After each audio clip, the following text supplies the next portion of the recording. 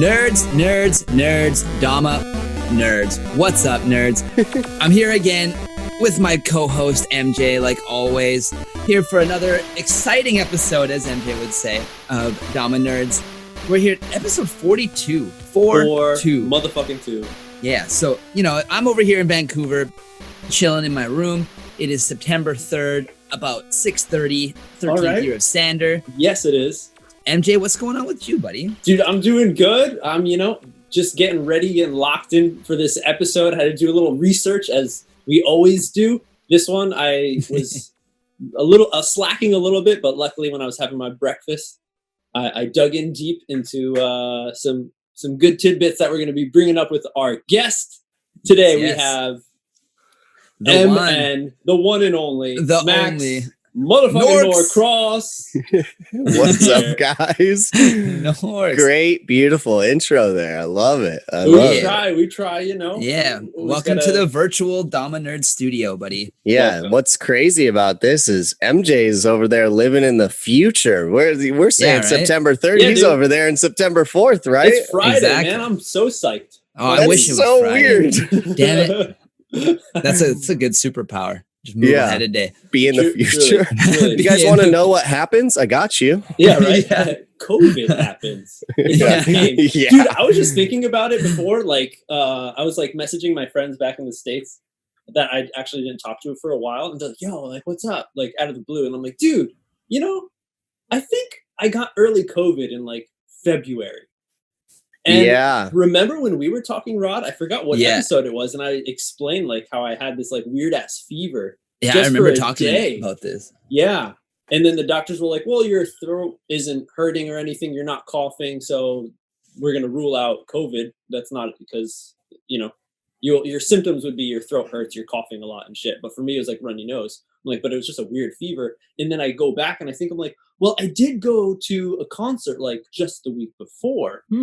Right? And then I go back and I remember people somebody commenting on the YouTube channel yeah, MJ, you got COVID. I'm like, ah. But now looking back on the whole thing, and then with you all might this, have, dude, with all this news here in Japan, not shown on the news, of course, people YouTubing and shit, asking real professionals and doctors. I'm sure it's the same in the States. People are saying there's different levels of COVID. There was an early stage, which wasn't so bad. And that's why it came to Japan way early. Yeah. And they think people grew an immunity to the early stage of COVID. Yeah. And that's why the numbers aren't so bad. Crazy. Dang. Yeah. It's a couple of my friends said the same thing. My old roommate, you know him, Drew Beans, Rod. Yeah. He had it before. It was the most sick he's ever been. He cut himself off. He put himself in his room for 2 weeks, and he couldn't shake it. And there was people passing around at his work and stuff. And a lot of those people think that they're all kind of the same symptoms and stuff like that as COVID. And but yeah, it's scary crazy stuff. So did you guys get it? Or you think you got it? No, I got tested negative. You got tested? That's true. It's fucking... Yeah, and I had to have the thing up my nose, and they went like this. I hate things up my nose. And most people, Yeah. Yeah. It's a very uncomfortable feeling. And they were deep in there. And I was I went like this to touch the girl's hand, and she's like, just a little bit longer. And I couldn't say anything. And then I just went, and flinched, but sneezed kind of. And the thing just went, gook. And I was like, oh, no, ow. I was sneezed with it in your nose. Yeah. I was like, Jesus, if we want to know what my sex moan sounds like, oh no. It was so girly and everything too. And she starts laughing. She's like, okay, we're done. I'm so sorry. And just afterwards I sneezed 50 times. Yeah. Terrible. I was like, well, now I have it. Well, yeah. Did you put that up someone's nose that had it already and then gave it to me? Because that's what it feels like. Let's get that right deep in there and sneeze. Yeah, so man. It's a whole world of fucked. But there's many low points. So many people are passing, leaving this world, going on to the next. Famous people, a lot of non-famous people, loved ones. The Rock just got confirmed positive. It's fucking. It's fucked. It's Mhm. fucking fucked. It is, 2020. Everyone was so excited, like it's gonna be great. Fucking 2020, 2019. Yeah, fuck that. I mean, I think I was like, everybody says that about the new year. Like once it's the new year, like fuck that last year. This one's gonna be great. This one's gonna be great. This is the new year. Yeah. Just to prove to everybody, you never know. It's gonna be fucking great. So the world just keeping everyone on their toes. Because this shit just totally fucking sideswiped everybody, and now they're going to be in it for like probably another 2 years or some shit. Yeah, but the cool thing is about it is that we all learn to adapt to our situations, right? Absolutely. And so now we can all just focus on little small wins that here and there, and like this one, small win for us from doing this, and whoever's listening. Yeah, thank you. Small win for you as well. I mean, maybe. I don't know. I'm not going to be like, oh, this is cool. Listen to Norks and MJ and Rod. But I know that there's people out there that'll enjoy this, and it's going to be their small win of the day, just listening to this throughout their day, you know? Hell yeah. That's what I was going to say, man, is that we're lucky that this is happening now in a time where we're like, as a species, like advanced enough to like do this kind of shit. We're like envision Japan. I'm in Vancouver, like you're in Washington, like, and we're sitting here having a conversation. This is the best and part recording it so others can listen. Like that's fucking cool, man. If you would have told me like 10 years ago that we were doing this, I would have told you you're a fucking liar. Right. Yeah, right. Fucking computer in my pocket that I can take out that has a camera better than 2 megapixels. Fuck you. Remember that math teacher? Make sure you work on your math because you're not going to be walking around with a calculator in your pocket. Oh, right. Oh, yeah. Fucking fire that fucking man. Idiot. I have one right here. I don't only have a fucking calculator. I could look up every question you ask me and get an answer. All of the knowledge of mankind. Straight up. In my pocket. Straight up. Teach me what? Something my phone can't teach me? Hybrids. But I just wanted to segue into, fuck 2020, but there's also good points, and one of them is Norks. Oh. Flower mod. Taxi mod. No, we all get to enter the Norks world a little bit. We got to enter the Norks world. Just for a little bit, Yeah. I think people could go in a little deeper. There maybe needs to be a possible sequel. Dude. Maybe we want to know about why the fuck a dude with a bat wants to get your Dama that was just hanging out in a shitty paper bag. Yeah. In a parking lot. Yeah, so let's hear it, because you're the director. Yeah. So that's all really crazy. And so basically, like, in a nutshell, the pro model itself is all based off of my adversities in life. Like, that's why we got the taxi on it, breaking my leg, getting hit by a car. Who the fuck knew that was going to happen to anyone? But it happened to me. And then, a baseball bat where a guy actually like attacked me in an alleyway, broke my jaw and like my head and that story's crazy. But then, so I had to overcome that. We're going to come back to that. Yeah. And so the whole mod, right, in a nutshell, is adversity. And it's just overcoming all of these things that are shitty that happen, that knock you down. And how do you get up? And so the funniest part about making the whole video is that the video was also, we had to figure out plan B's, plan C's for everything. Yeah. And but the original idea was I was going to get one of my friends that I used to run basketball camps with back in the day. And we got closer again. But she's just like the homie. Like she'll always be the homie. We've never had like any type of relationship like that. And so she's awesome, but she invested money into those Funko Pop, like the dolls, the things that are going crazy right now. They're not dolls. Okay. They're like the big head action figure things. Like everyone's getting them. Sweets has a whole bunch of them. Yeah, they're ugly as shit. Oh, those things. Yeah, and they have like a license with Baby Yoda and stuff, and like they're huge now. Yeah. But it's a company. Yeah, the square head like figurines. And so, sorry, and they're called again? They're like from a company called Funko Pop, but they're called Pop, like pop dolls.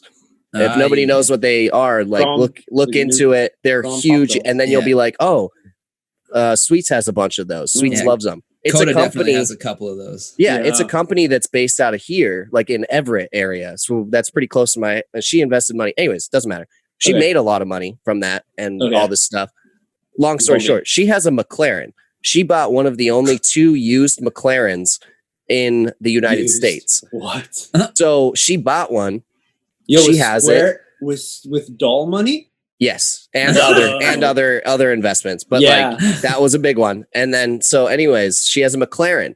She's also like, you know, smoking hot, and like she's got the whole, you know, like I'm doing it on the video, but she's got the whole like package deal going on. Okay, yeah. She's very appealing to the eyes. She's also a great friend, so she wanted to be in the video too.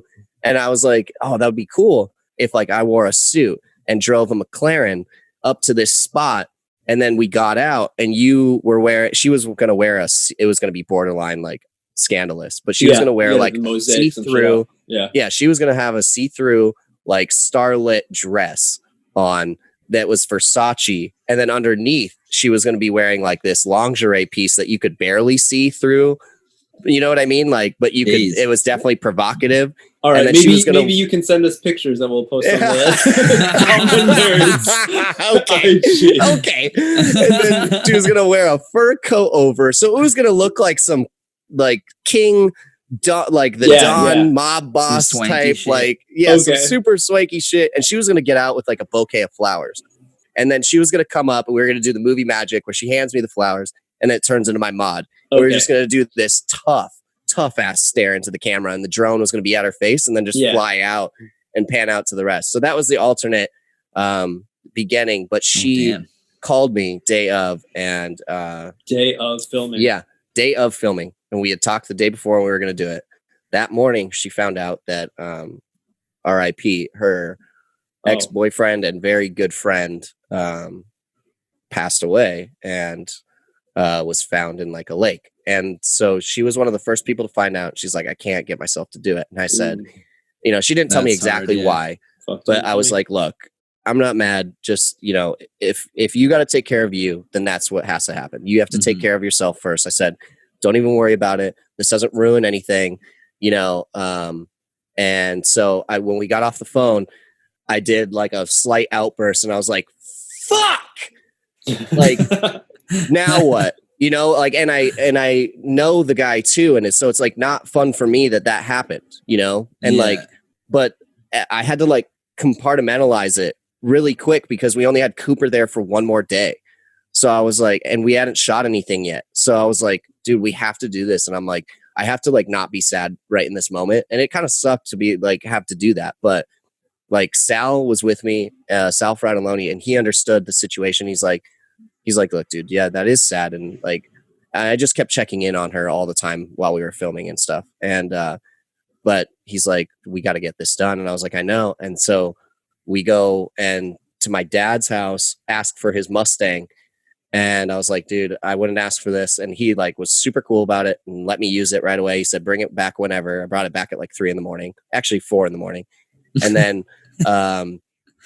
in the car ride, Sal Fratelloni came up with this whole intro idea because he's like does theater and acting and stand-up comedy, and he helped come up with this whole intro.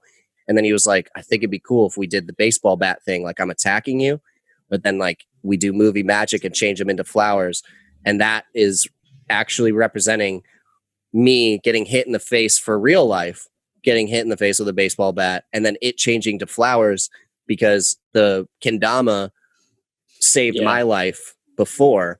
And so now it's like saving my life again type thing, but with the Norcs mod now. Like, so how is it saving my life now? You know, which nobody knows exactly how it's saving my life now, but it's cool symbolism in that intro and everything. Whoa, and it was plan B. And then I think that it ended up being way better than the original idea in the first place. So everything happens for a reason. I believe in that. And I mean that, like I said, it came together plan B, but really cool how it came together. And I wouldn't have been able to do it without Cooper and Sal. We filmed from 8:30 p.m. until 2:45 in the morning to get all of that. Just the intro part. Just the intro. So all in that, and it was just in one parking garage? Yeah, right? Just in one parking garage at this high school called Stadium High School. And if you've ever seen 10 Things I Hate About You, with, what's his name? Heath Ledger and whoever else, it's like a classic teenage, you know, rom-com type movie, but it's filmed at this high school called Stadium, and it has like a huge, massive view of like the water, and it's just a parking garage in it. And so this is actually really funny. There was a cop sitting in this parking garage almost the whole time. Yeah. And so he leaves for a little bit, and now we're filming the bat scene. And Sal turns around, and this cop is coming into the parking garage, and Sal's going like, swinging it around. Yeah. Like swinging around a baseball bat. And he's like, oh, bro, this is sketch. Like, I'm going to put this down. And I go, no, it's more sketch if you put it down like you're doing something wrong. I was like, there's a camera guy here. What do you think? That this is World Star? That like all of a sudden we all meet up here and we're going to have this duel, and I'm in a suit and you have a baseball bat and a mobster's tracksuit. Like, does he really think this is real? No way. And but the cop didn't bother us at all. And it was just funny, like Sal's just swinging a bat around, and this cop probably like, what the fuck are these guys doing? God damn it. You're probably right, though. He probably saw the camera and shit and put 2 and 2 together, hopefully. Yeah, I mean, imagine if he didn't and he just like, freeze! And I'm like, I didn't want to say that, but right. You're in America, man. Because that's happening in America all the time. So we were a little bit worried, but I said, don't act sketchy, because then if we look sketchy, then he'll be sketchy. Yeah. Well, I was gonna say, man, like you're talking about how this is like a mod that represents like the adversities in your life. It's only right that you have to face a little adversity, just like releasing it and making filming. The fucking edit and shit. Right? Yeah, is that not just like so fitting? Which makes it perfect, like it, every detail that was into this was either a happy accident or it's from something that brought such a low point and such pain that like now. I believe in like, you do have to face those fears at some point, right? And you do have to face the music on some of these situations, no matter how shitty they are that happen to you. And I feel like the more that you can be content with the situation and then be like, try to go above it, I think that helps out so much more as like, okay, I don't ever want to think about this ever again because it was so negative and so bad, like so unhealthy. Just block I think it out, I think it's healthier to not block it out and know that happened, but then use it as like, I had to go through that shit. I struggled with that for a long time after the baseball bat thing. Like, I didn't want anyone to know. And word got around because I was like in the paper in that city and shit. So it was like, I never wanted to talk about it because it brought such negative energy. But then I was like, what if I can just like use this for my own personal advantage to like, I went through that, but now I'm fucking legend and I'm a boss now, and that shit's behind me and I learned from it, like, what did I learn from it type thing. I think that everything that happens, good or bad, is just a lesson to either teach you to be hopeful or humble, Yeah, straight up. Fuck yeah, man. Teaches me also to A, stay out of alleys, and B, baseball players. So now that you just mentioned how it was such a low thing, you really don't want anyone to talk about it. Let's let the world know about it. Let's talk about it. Let's talk about it. Yeah. We also talked about putting the positive spin on it. So let's hear the spin. So let's look back and see how shitty it was, but then how much of a great, flowery bouquet it turned out to be. Yeah. So setting, age. Yeah. time. So it's 2012. It's September of 2012. I have a tattoo behind my ear, and that was the day that I finally faced it. That's where I was going to take back control of it, is that I got this tattoo, and it says 9/12 with the broken baseball bat. And it's September 2012 is when this happened. It happened at the very end of September. There's always something weird that happens with me in September and October. It's either the worst thing can happen or the best thing in the world happen. Like 2 years before that, I had lost one of my best friends of all time 2 years before that in October. So like things around that time are always weird, right? And so I'm at this party, we're over in Bellingham, Washington, and the keg gets tapped out, and there's like these people at a party, and there was like one guy there that nobody knew, and then he tried to start a fight, and so he got kicked out, and then he tried to come back, and like apparently two of my buddies like got into a fight with him. Wasn't too crazy of a fight. It was just like, yo, get out of here. Like this, this isn't worth it. Just leave. By looking at this guy, did he look like a troublemaker? Was he a massive? Not sure. I never saw him before any of that. I wasn't a part of anything. Oh, okay. Like I was in a completely different room of the party when all this happened. Everyone just told me this afterwards, like to give me the scenario, because there was a detective involved and everything. So I had to hear about all this situation happening, and I didn't even know the guy was even at the party before that type thing. Yeah. But yeah, I barely remember like what they look like. I know what the guy looks like that hit me in the face, but so anyways, so he leaves. And then it's time for me to go home. So I'm going home, and I'm in this alleyway that's like right behind the house. And I walk up, and there's two guys walking in an alleyway. And one of my friends at this time. Oh, so I'm friends? alone. Okay. I'm alone, but there's a couple people that are up there already. And one of my homies, like pushes this guy, and he pushes him like, because they're being harassed by these two guys. And he was with two females and two women. Yeah. Two women. Yeah. Two women. And, he's with them. And so I'm sure he's just like, dude, get out of here. Like, I don't want to put these girls in danger or anything, And so then he walks away, but when he pushed the guy like fell back because he was really drunk.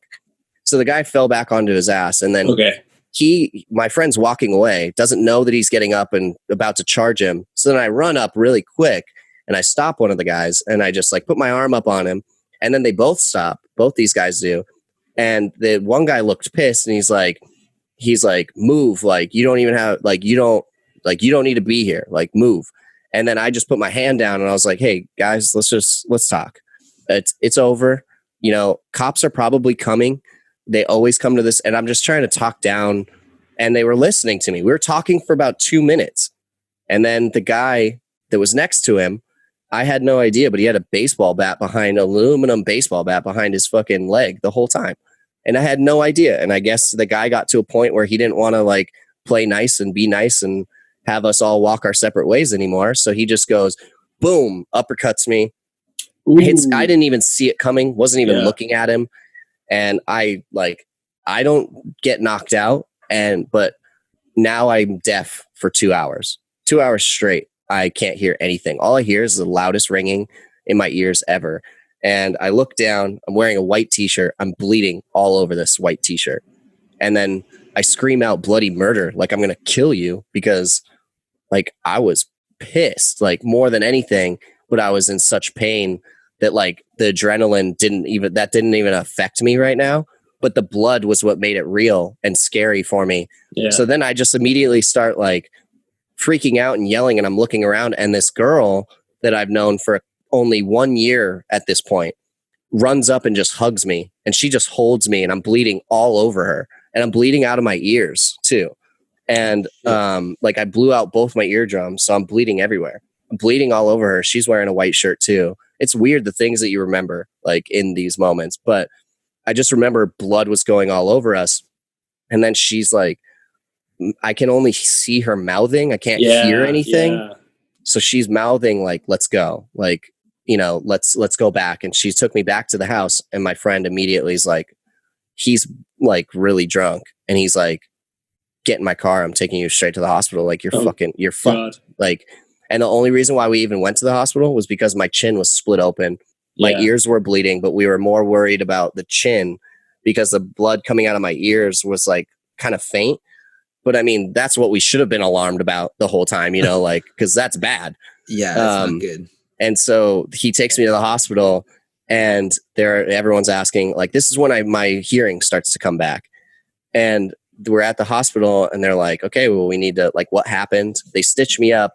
Every single nurse and doctor that was inside the building that was a girl or a woman, I hit on and like tried to flirt with them the entire time. Like, I don't know why, but I was like in this weird state where I was like, yeah. And then I said this thing, which I'm not proud of, but I was like, keep my face pretty. Like, please keep my face pretty. Like, and I was like, and I think it was like, I needed affirmation that like I could still get a girl, because I was like, what if my face is ruined to no return? Like at that moment, I was worried about it. I was like, you haven't seen yourself yet. Yeah, I was like, okay. And I could barely talk. And it was because my jaw was all the way back here. And so like, and I didn't know because of the swelling and nobody knew. So then we got a CAT scan and there's several fractures inside my head. And what happened was this guy hit me so hard that the blow went up into my skull, fractured my skull, and released pressure out of my brain, and then came back down and just obliterated my face. And that's what the blow did. And they said that they were like, if any way someone would get hit in the face with a baseball bat, you got the 0.002% chance of having that happen to you, like in the best case scenario. She's like, yeah, it's bad, but it's not like your head isn't caved in and you don't have any brain swelling and you don't have any of this and this. And I was like, she's like, yeah, it's bad, really bad, but like you got the best situation out of it, kind of. And so that happened, and then all my shit's blown up. I wake up the next day, I sit up, my ears just start pouring out blood. This time, like a lot of blood. And it comes back to ringing sound. Then my mom comes in during that. She takes one good look at me, starts bawling out her eyes because she had to drive like 2 hours to get there. And she's like, nobody was updating her. And the only update she got was Max is in the hospital overnight for stitches. And she goes, nobody stays overnight for stitches. There's something wrong. And no one told her yet because everyone was kind of worried. So she showed up to like this fucking gruesome scene. And then I started bawling out crying, and I don't usually cry. And like that, I was just weeping. Like I didn't know, I was in such pain. And then that's when they told me that they've put out like this thing to all the surgeons across the United States, not just our Washington state. And it was like a bunch of these surgeons rejected it and said that they were not comfortable doing it because there was such a delicate surgery for up here if they had to do the ones up here. These are your mandibles, and they're like your high cheekbones.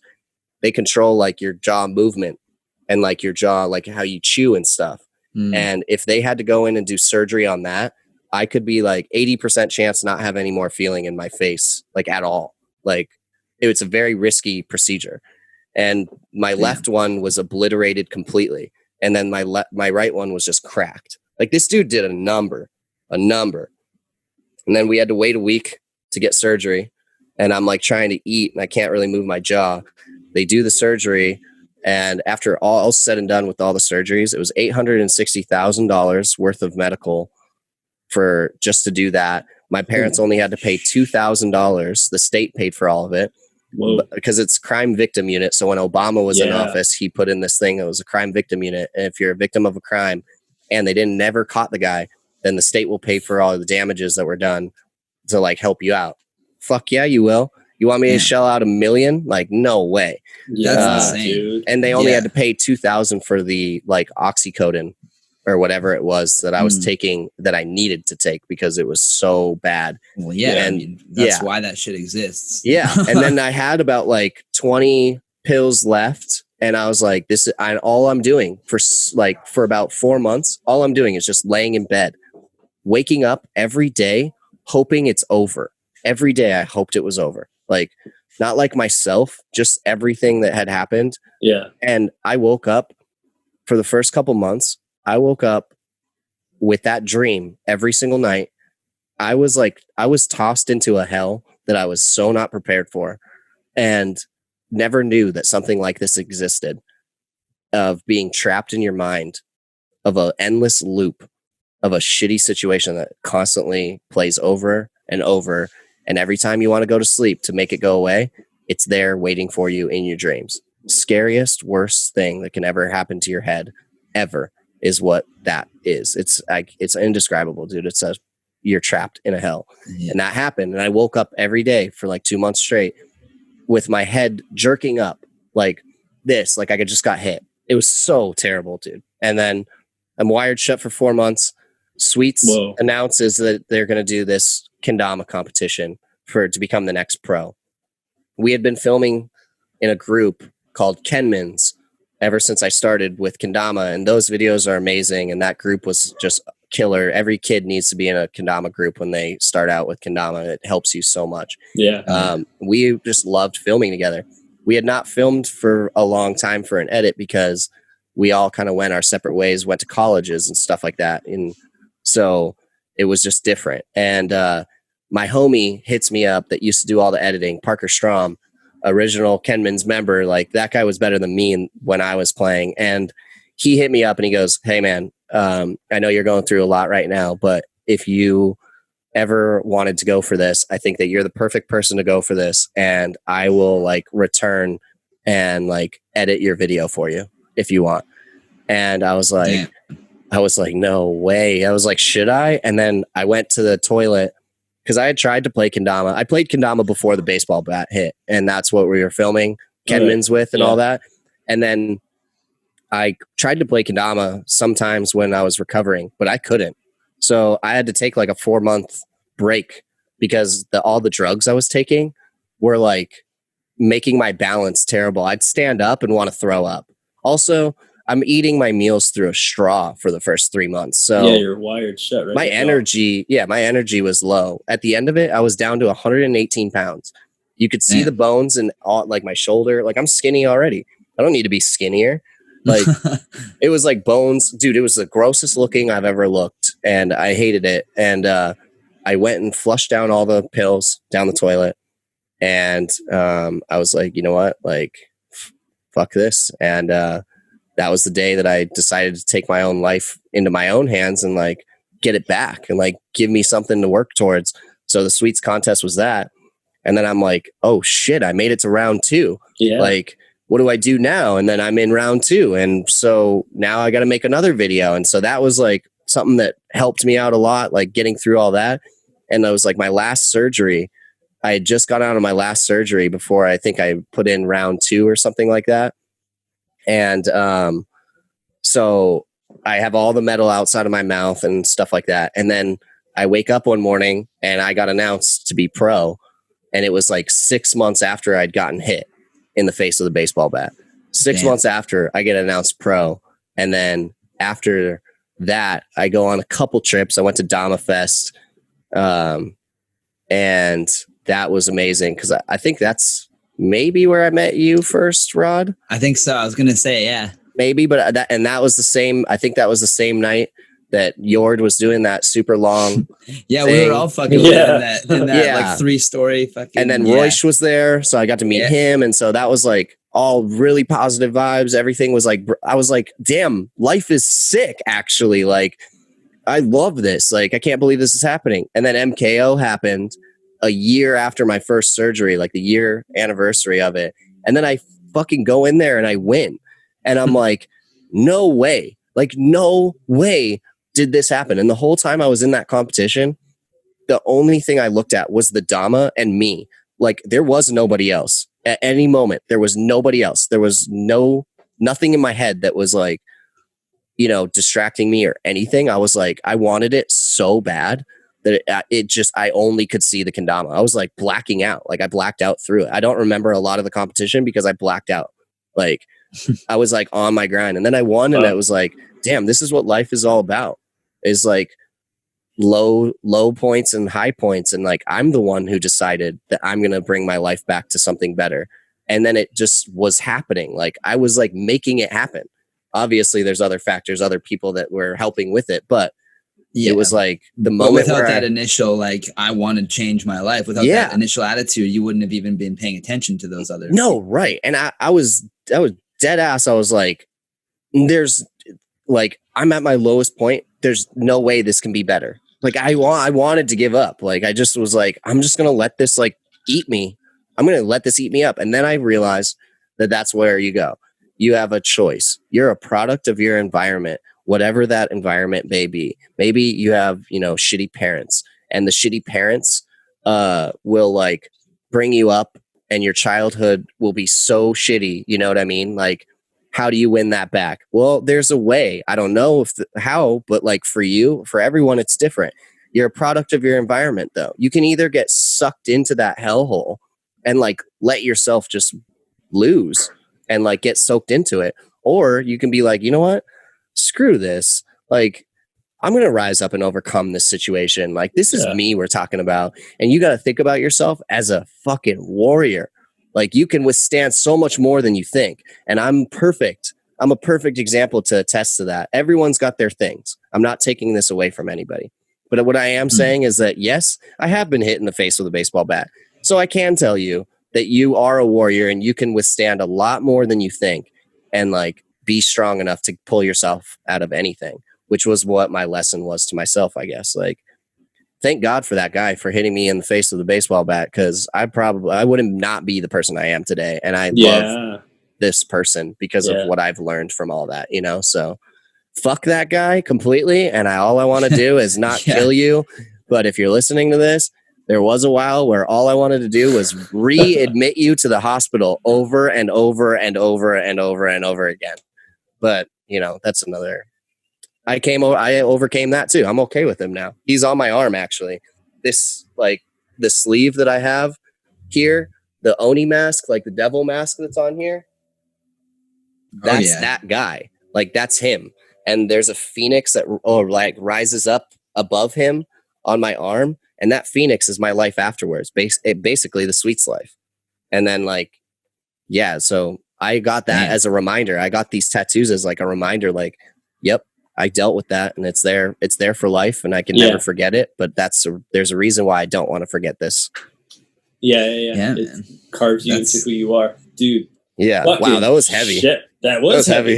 Welcome to Dama Nerds, episode 42, featuring Norcross. Wow. Yo, I have a good little segue from this. Okay, we're gonna get a little more lighthearted. Perfect. Here. Yeah, let's laugh more. A little bit. So let's laugh. We're talking about Norcs and tattoos. So I'm sure a lot of people know about a couple of your tattoos. One being your kendama themed tattoo, the Sweets on the turtle shell on your back. Oh yeah. So you have a shelled back turtle. Yeah. On your back. So did you know? I have a question for you, Norcross. This is something that's old sailor tattoos. All have meanings. There's a reason why there's the shellback turtle. There's a reason why there's the fully furled up like sailboat. Okay, I like this so far. Stars, all that shit. Yeah. Do you know what the turtle means? The Honu, right? The Honu. I mean, you're probably you did it in Hawaii, right? Yeah, I got this done in Hawaii because it was Hawaii was also the reason, a part of it too. Yes, I'm not saying that this is the only reason, but right. In old sailor tattoos, if you were like on a ship, like as like a worker or whatever, if you had one of those tattoos, what it meant was that you were initiated into King Neptune's court, which means that you have crossed the equator on a ship. Oh yes, okay, Neptune. Whoa, so like you did something that like not very many people have done. You just cross the equator, yeah. So, I mean, depending on where you live, if you live near the equator, it might be easy for you to earn it, right? That's cool because that's like something that like could symbolize also into like, oh, you've gone like far into a realm of life. You know what I mean? Yeah, like, crossed over kind of, yeah. Yeah, right. No, I love that. There was a guy from Hawaii who told me that like the reason why I got the Honu is because like I didn't know it, but I have a guardian angel and it's like the Honu is my guardian angel and this one's like always watching my back type thing. Like he was getting into it and telling me all these things. And like, because the reason behind that tattoo is me and Sweets went out in Maui and we were swimming and they were like, oh, you know, you may see some turtles, but it's not really like, you know, not too normal to like see a bunch of them. And we were swimming for a long time and we went and like, we found one. And so we followed it for a really long time. And I swam like really. He was probably so scared. I went, yeah, probably. I went all the way down. And so this is where the Hawaiian guy said that this is where it gets crazy, is that I went all the way down. And like, you're not supposed to touch the turtles, you know? Obviously I'm down there. I'm like, yeah, I want to touch the turtles. But like I didn't. And so and I dived down. And I must have been so far down because what I thought was the surface I was so far away from it by the end of this. And I go down there and I used to be a lifeguard. So I'm not like a bad swimmer and I can hold my breath. I just didn't realize how long I was down there. I went all the way down and I'm like getting there and I like put my hand out and I'm like, touch it? Nah, don't touch it. It's like a thing. Don't touch it. It's like, that's bad. Don't do it. And I like go all the way down. I'm like really close and I don't touch it. And then I like kind of put my hand back. And then I just like stare at the like beauty of this turtle. And this turtle legit turns to its back. Like back is now on the sand type thing. Like he's still swimming. And we stare at each other for a solid like 5 seconds. It felt so crazy. I was like, I remember going like this in the water and being like, oh shit. Like, do I stop? But then like I stopped thinking about everything and we just locked eyes. And it was so crazy. And then he just like kind of turns over and just keeps going. And then I'm like, oh damn, I need air. And I like swim up like really far. And I'm like, oh shit, I need air. Like I almost breathed in when I wasn't supposed to type thing. Like I was down there. And I told this to this guy and he was like, that is so rare. Well, apparently it's like rare for turtles to go on their backs like that and swim like that. Mm-hmm. And he's like, it knew that you were there and it knew that like, it was like sending you something like, because the Honu is like such a huge spiritual thing in Hawaiian culture. And this guy was like, that's the one, like, that's your guardian angel type shit. And I was like, whoa. Cause when I told him about the tattoo on the back and then I got the sweets in the shell and the homegrown print around it, which is super faded now, but I got all that in there. Cause it was like, that's also a part of me overcoming the baseball bat situation. And like, who knew I'd go to Hawaii and I ended up going like 8 times because of sweets. Yeah. So that's like, sick. I love that though. Like the symbolism, like I love all that kind of stuff. Like each tattoo that I have is like a story and it's like a chapter. I'm like, dude, that's the way it should be. Like some sort of connection, you know, totally. That's what tattoos are made for. Just like, you know, Rod was saying, old fucking sailor tattoos, there was meaning behind all of them. People weren't just getting them for decorations. Yeah. And it's funny because like this one on my sleeve is like, it's like, you know, a beautiful coming of age tale type thing. Like it's like good symbolism. The turtle is a good symbolism thing. And like, and then there's the tattoo on my leg. That's like probably debatably the funniest and best tattoo that I have, which is fuck taxis in Japanese. Oh yeah. Kusho taxi. Yeah. Kusho taxi. And, that one was a funny one. That one was like, there's no real symbolism behind it. It's just, fuck taxis, dude. I just got hit by one. Yeah, you got fucked up by that taxi, dude. Man. Okay, well, I think we need to segue because this is a Japan story. A lot of people who are outside of the the pro realm of kendama player who wasn't there traveling with you guys missed. There were some Instagram stories I think being thrown around from Zawa or other people who are on the scene. Tell us about how'd you get on these roller skates? Why are you going so fast? And tell us about this nice taxi man. I love that this is just story time with Norks about how fucked up he gets injured wise. So much. I know. So much. I know. This is going to be documenting. Yeah.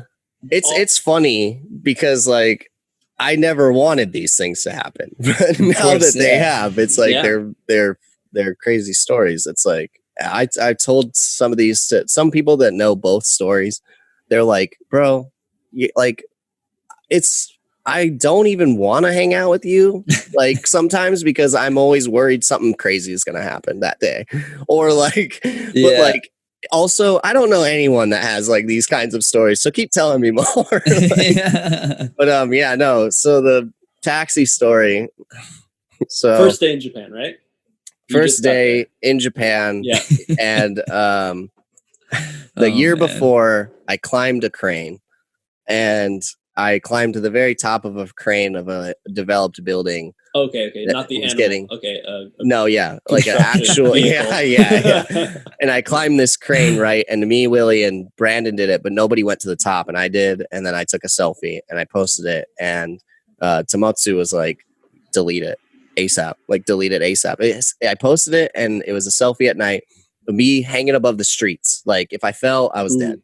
But like, dude, you're on those like Russian team. Yeah. Well, because I was like after the baseball bat thing happened, I was like in an adrenaline fix where I needed to do things that were like edging like dangerous situations. So I'd always like hang off of sides of buildings and stuff like that. And like the shoe pictures of like hanging off the roof type thing. You know what I mean? Like I was all about that. And like standing on the corners of buildings, and so I was just kind of going a little bit reckless again. And then so anyways, say? Yeah, right. So that's the best part. # sorry mom was on that photo. And she saw it and she's like, take it down. Oh my God, you're worrying me. Anyways, so that's a different, we're done with that story. It's over. But I'm coming back to, I need to find my hotel. I'm at like 2% battery and I cannot find my Airbnb that I scheduled for myself in Japan. And I'm walking around Osaka. Guess what I find? The building that I climbed the crane of. And I just stare at it for a second. And I go, oh shit, that's the building. And I was like, damn, that's way taller now. That'd be way scarier. And then I look at it and like, I go, wait a minute. I know this area. Like, and I looked at the pictures of the place, ended up finding it through memory of last year, all because I saw that crane and was like reminiscing. So then I finally find it. I plug my phone in. First person to call me is Jake Fisher. He's like, dude, because all my whole suites team was like in Tokyo still, I think. So I was in Osaka for a night before they'd come over. Yeah. And I'm like, oh, dude, let's meet up. Like, let's drink. Let's go get some food. Let's have a fucking Japan night, just you and me. Cause I love fish. And he's like, okay, cool. Like, here's my address. And I look it up. And on the trains, it says 20 minutes. But it looked really close. So I was like, damn, perfect time to bust out these brand new rollerblades that I bought from Romania because one of the team members from Romania, his name's Papuk. He's like really into rollerblading. He's sponsored for it and everything, does pro videos and stuff. He does what is it? Misty flips and shit over stair sets. Like, he's super good. And then I have been rollerblading since I was 3.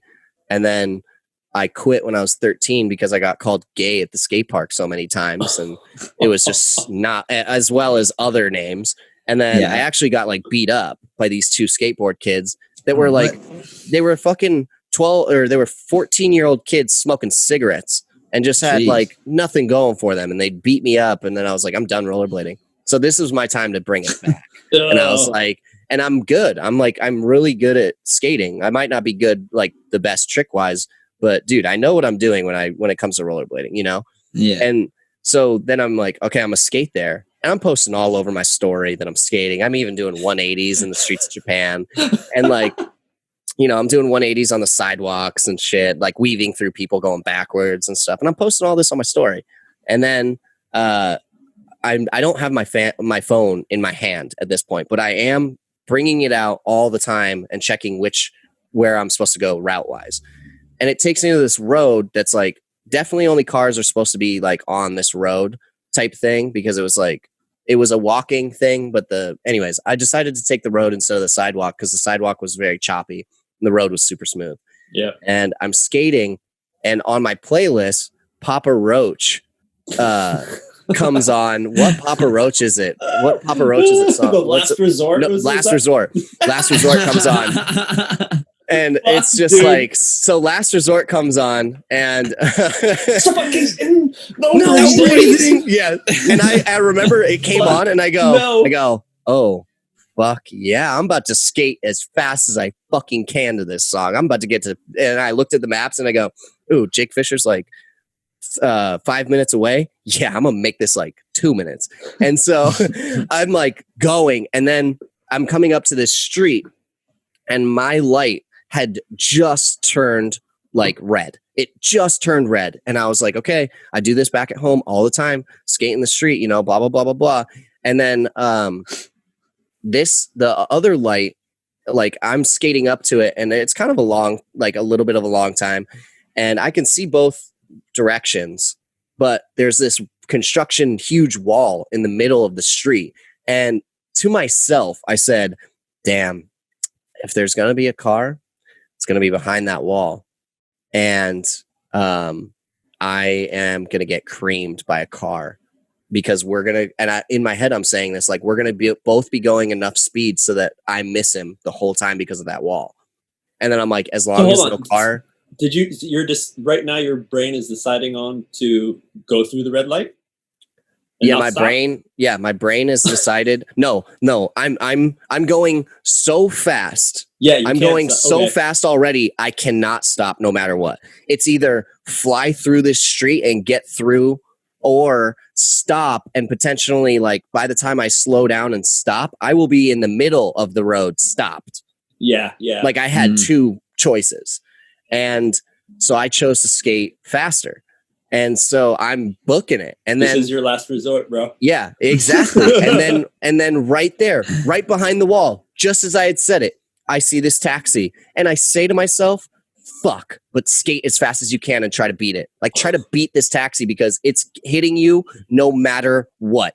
Can you get past it? And I challenged myself, like, it's either die or get past it, you know? And so I skate as fast as I can. And in the taxi footage, I'll have to send it to you, MJ, but I have the taxi dash cam footage of this. And I have slow-mo and regular. And the regular speed, it's so fast. The guy was going like 35 miles an hour or something like that. The regular speed is so fast that you barely see me. And then I'm gone. But what happened was I skated as fast as I could, got to the very front edge of the last bit of his car, and I jumped.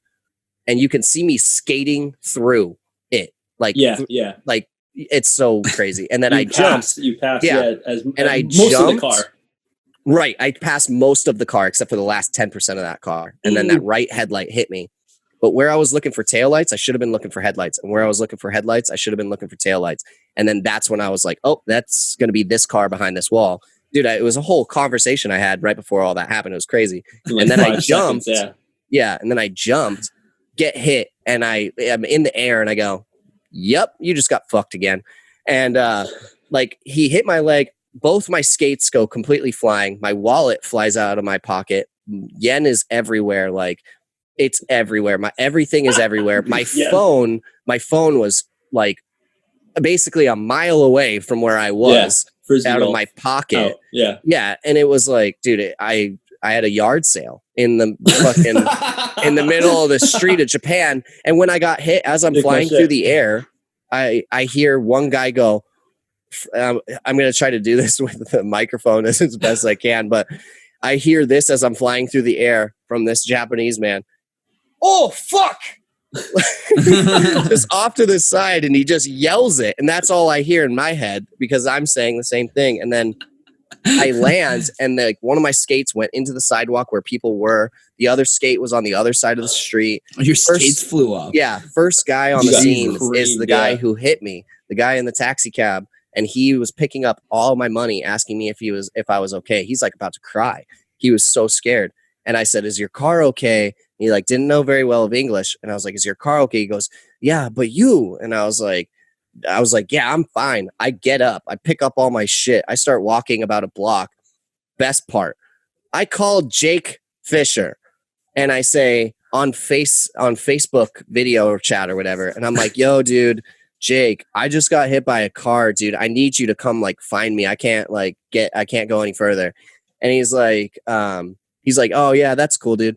Anyways, so remember that blue Gatorade powder idea that I told you about that I was going to bring and save a bunch of money on Gatorade and drinks so that I could just put it in my water so that I could have this Gatorade? And I'm I'm walking and I'm starting to lose it. I'm losing all the adrenaline. And he goes, "Yeah, dude, check this out." And he puts on his suitcase on the video, and there's blue Gatorade powder everywhere, all over his clothes. Oh, and I'm just, dude, and I'm like, and I start laughing. Yeah, and I start laughing, and I'm like, "Oh my god, dude, that's crazy." But you know what? No, I actually got hit by a car, and I do need you to find me because, and then I collapsed onto the ground in front of a 7-Eleven or a Family Mart or some shit. And I was like, "You need to come find me." He goes, "Oh, dude, I thought you were just saying that yeah, bro, just got hit by a car, blah, blah." I don't even know what I thought. I thought you were just chilling because you're on video chat with me. And I'm like, "Yeah, no, I think my leg is broken. Please." And I had to figure out, I don't use Facebook ever. So I did not know how to send him my location, and I figured it out. And then he ran nonstop as fast as he could to get to me. And then we made a plan from there. And I was like, "Dude, I was like, as much as I don't want to disappoint Tomotsu and put much more on his plate, right. I think we fucking need his help because I don't know what's going on, you know?" Mm-hmm. I even called my parents. I was like, "Do I go to the hospital?" And my dad's like, "Well, you just got hit by a fucking car, so probably." And I was like, "Yeah, but I was walking," and he goes, "Yeah, son, it's called adrenaline. Don't be an idiot. Go like anything could be wrong with your leg. And like, I kept like moving my knee and I was like trying to check it yourself. Yeah. And I'm like, Dad, classic like skater move when you fall. Exactly. Like, exactly. Oh, it doesn't hurt when I do this. Exactly. So I must be okay. I grew up on skating and I grew up on basically like when people say that they grew up on skating, they just mean I've been hurt a bunch. Yeah. Like I know how to fall. Totally. Yeah. I know how to like, oh fuck, my knee hurts, but I'm getting up. I'll come back to the skate park tomorrow, you know, like shit like that. And but you know, we're getting older and our bodies are not as like bouncy. No. It happens.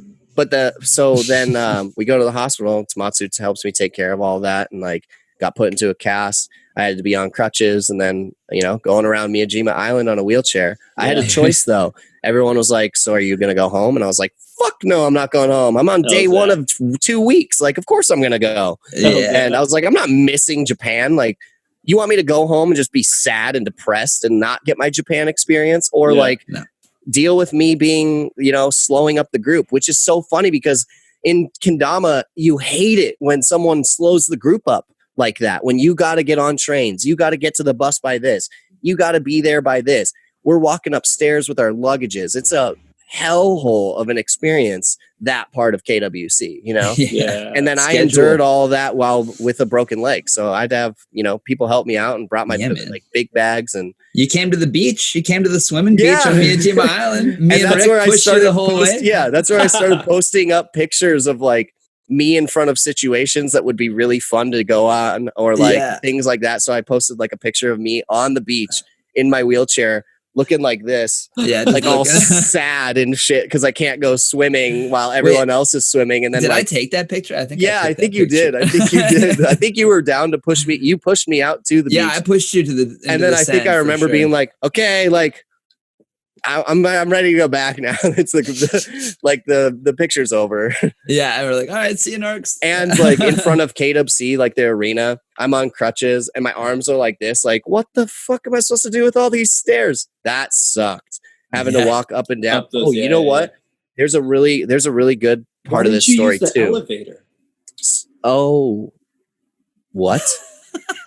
Dude, there was there was an elevator. There's absolutely an elevator. You walk through instead of going upstairs, you go straight. There's a first floor lobby. Your face right now, dude. You're so upset. There's totally an elevator. Wow, there. I put myself through so much. I can't believe trouble. Nobody fucking told you about that. That's crazy. I think I may have ridden that once and then just totally forgot that it was even a thing. Just in the KWC grind. Damn it. Yeah. I mean, I competed too. Yeah, you did. Dude, yeah. I even said, you know, what's funny about that? I even said if any pro gets lower than me because I'm on a broken leg, like, you're a bitch, dog. And it's kind of funny, but like, I think, anyways, TJ was ranked lower than me, even though I had a broken leg, and I did not let him forget about that after that happened. Like, bro, come on now. But the funny part about that, though, is I'm hanging out outside. You know, like we're, you know, in Japan, I'm smoking cigs. Like I'm c'est la vie, baby, you know, when in Rome. But instead, it's like when in Japan. And I'm smoking a cig outside and I'm like, my leg is just out. It's in the brace and everything. And who other than Kazuma Iwata comes up and just, he like walks up. He's like, what the fuck, man? Like, he's like, what happened to you? He's like, I saw, but are you okay? And I was like, I'm looking haggard. I'm like, I got a beer next to me. I'm smoking a cig. I'm like, yeah, man, like it sucks, but you know, like I'm here. And he was like about to, I'll show it on the cam, but he was about to sell these. Oh, I can't do this. Anyways, whatever. He was about to sell these ones, like this necklace with the little kendama in it. Yeah, they're like maple walnut, like stripe, like laminate thing with the kendama like engraved in it. And like not with engraved, like outgraved. I don't know. So many people are like, they compliment this, and I'm like, oh, you have no idea how much this means to me. Because Kazuma, like, I don't think he started selling them yet, and he takes his off of his neck and gives it to me, and I go, bro, this is low key, way cooler than even getting a Mugen from you. Like, I've always thought the only way, I don't own an OG Mugen. The only way that I ever will is if it's gifted to me and from someone or something like that. Like, You know what I mean? Like, I have totally. Musos and stuff, but now no OG stuff. And that right there was one of those wins after a super shitty situation. There's like these little things you got to keep your eyes open because they're there. And that was for me, that was like from him, such a legendary thing, like that he gave me his, and I wear it all the time now. Like, it's just got such positive energy. And I love everything that has positive energy into it after like shitty situations and stuff. Too. But makes sense. But yeah, that's the taxi story. And then 3 days later, I went and got a tattoo on my leg that said "fuck taxis." And in Japan, yeah, in Hiroshima, right? Yeah, in Hiroshima. And Hiroshima is crazy. Not what you'd expect. Like, you're like, oh damn, Americans like totally screwed that up for a little bit. You know, like dropped a bomb on that place, and it doesn't even really look like a bomb had ever dropped on that place. It's a whole city again. Like, it was really shocking to see that, and you know. They don't teach you that in like the history books of like what it looks like now type thing, you know. And there's it was really crazy that isn't shown. That, you know, of course, every year in Japan, August 5th, when, you know, the anniversary of when Hiroshima was bombed, you know, damn, that's Colin Sanders' birthday. You know, oh shit, all the news channels. There's like they have the live view of the Hiroshima and the Peace Memorial and like little ceremony that happens and stuff. And that's like, cool. This is definitely one thing that, like you said, you know, maybe a lot of people outside of Japan don't know about it, but if you're going to go to KWC, take an extra day out to travel. It's like, what, 30 minutes? I think 40 minutes. Yeah, it's right there. It's right next to Hatsukaichi. Yeah. And it is so worth to go see all the, it's sad, you know, like they have fucking real. They have a memorial thing about all the children the and all that died and stuff. And that puts it into perspective for you. You're like, holy shit. And then that place was also, you know, filled with adversity that they had to overcome. And that's like why, you know, getting that tattoo there was important for me too, because I was like, this is one of my things. And like, what better energy than like having a rebirth, you know, type of energy to go into it again. Like, type of thing. And it's funny too, because the lady didn't even want to tattoo it to my leg at all. Like, she called her boss, and her boss comes through. And do you know the brand Ed Hardy? Yeah. So he used to be an apprentice for Ed Hardy, and he brought like Americana style tattooing to Japan. And it's his studio, GAK Tattoo, GAK Tattoo in Hiroshima. If you ever are in Hiroshima and you need to, I keep saying both versions. Hiroshima, Hiroshima. The old American, yeah. But if you're ever there, go to GAK Tattoo and say that the Kendama homies sent you there, because that guy had a keyaki up in his studio, and we went there just by random, and he had a keyaki in his studio that he got gifted like 15 years ago or some shit. There's like something like, it was either that or it was a different kendama, but it was a long time ago that he had gotten that as a gift. And he's like, wow, that's crazy that I have two like people that are professional from America here, like in my studio now. Like, that's totally random. And why didn't the first staff, she didn't want to give you the tattoo? She was scared. Oh, because my leg was broken. So it was like got it on that leg. I got it on my broken leg. And I got it like right above where I had gotten hit by a car. So there's a bunch of shit already around it. There's like, it was like kind of openly bleeding a little bit on one side. So we had to brace it up. So I'm wearing this brace, and I gave her like this little window on my leg to like tattoo with or whatever, you know. Like, that's so funny. Or I don't even know if it was that. I think we took it off or something like that, and it wasn't like bleeding, but they were definitely like sores or whatever from. Yeah, they're like, this leg is kind of like jello. It's gonna be hard to work exactly. With. And it was like the most rejected tattoo I've ever had. Like, my leg was so swollen that it like pushed a lot of the ink up, and it still looks good, but it's like it bubbled up way more than any of my other tattoos. But yeah, she was uncomfortable with it because she's like, no, your leg's broken. And I'm like, yeah, but this is like fucking badass. So do it. Like, I was like, please. And the guy just was like, yeah, do it. He's like, I want, and they figured out how to, there were so many different ways to say it too. And I was like, well, what's the best way? There was like 4 different ways to say fuck taxis. And this one's like, translates to like shit taxi, but it basically means like, exactly. But it means like bad. Like, it's like, oh shit, taxi, like fuck taxis. Totally. it's definitely like kind of like fuck the that. nuances there. Yeah, exactly. Totally. And then it's funny because now everyone's like, okay, well, before we go into the taxi cab, like cover that up. I'm like, okay, yeah. Oh man, hard times with Norks. Hard times with Norks. The hard knock life. We're talking about some hard times, Norks, but there's one hard time that you had at a different KWC that we have yet to talk about. That is maybe even the hardest of your times, man. No. When you met Misato Shimizu for the first time, I think. Do you know who that is, MJ? No. Yeah, she did a trick in the KWC world in the trick list one time. I know. And she came to KWC and was like not in a bikini, but in like a t-shirt all tied up. So it was like a belly you're shirt. talking about this. She was like on the stage, fucking going like it was basically like the girl in the rings going absolute round two. Absolute bird. Yeah, she was an absolute bird. She was such a babe. Yeah, where I'm getting at was that at the after party, at the sake party, there's a clip on Norks' Instagram that I'm for sure gonna post on. I already saved it. Gonna post on Damanerds. Yeah. Of Norks thought he was gonna go in there and pull a fast one on old. I was. Misato. And so I don't know how you even got her to do this. You got her to kiss you on the cheek. Yeah, so he was gonna because everybody wanted everyone. Like, he was like, get this on video, man. I'm gonna get her to kiss me on the cheek, and when she goes to kiss me on the cheek, I'm gonna turn and just kiss her on the lips. Yeah, I had the Damashi homie. Taking the video. Taji, right? Yeah. Okay. And so like in the video, the thumbnail is just like such a piece of art. You have this fucking shit-eating grin, like you're just about to pull some shyster shit. Yeah, and I looked over at her too. I'm like, okay, let's go. Let's see this. I was like, is everyone ready? Is everyone ready? Everybody ready? Yeah, camera rolling. As it's fucking happening, she like is reaching it literally like a fucking millimeter. Like she'd be touching your fucking mustache hair if you had one at the time.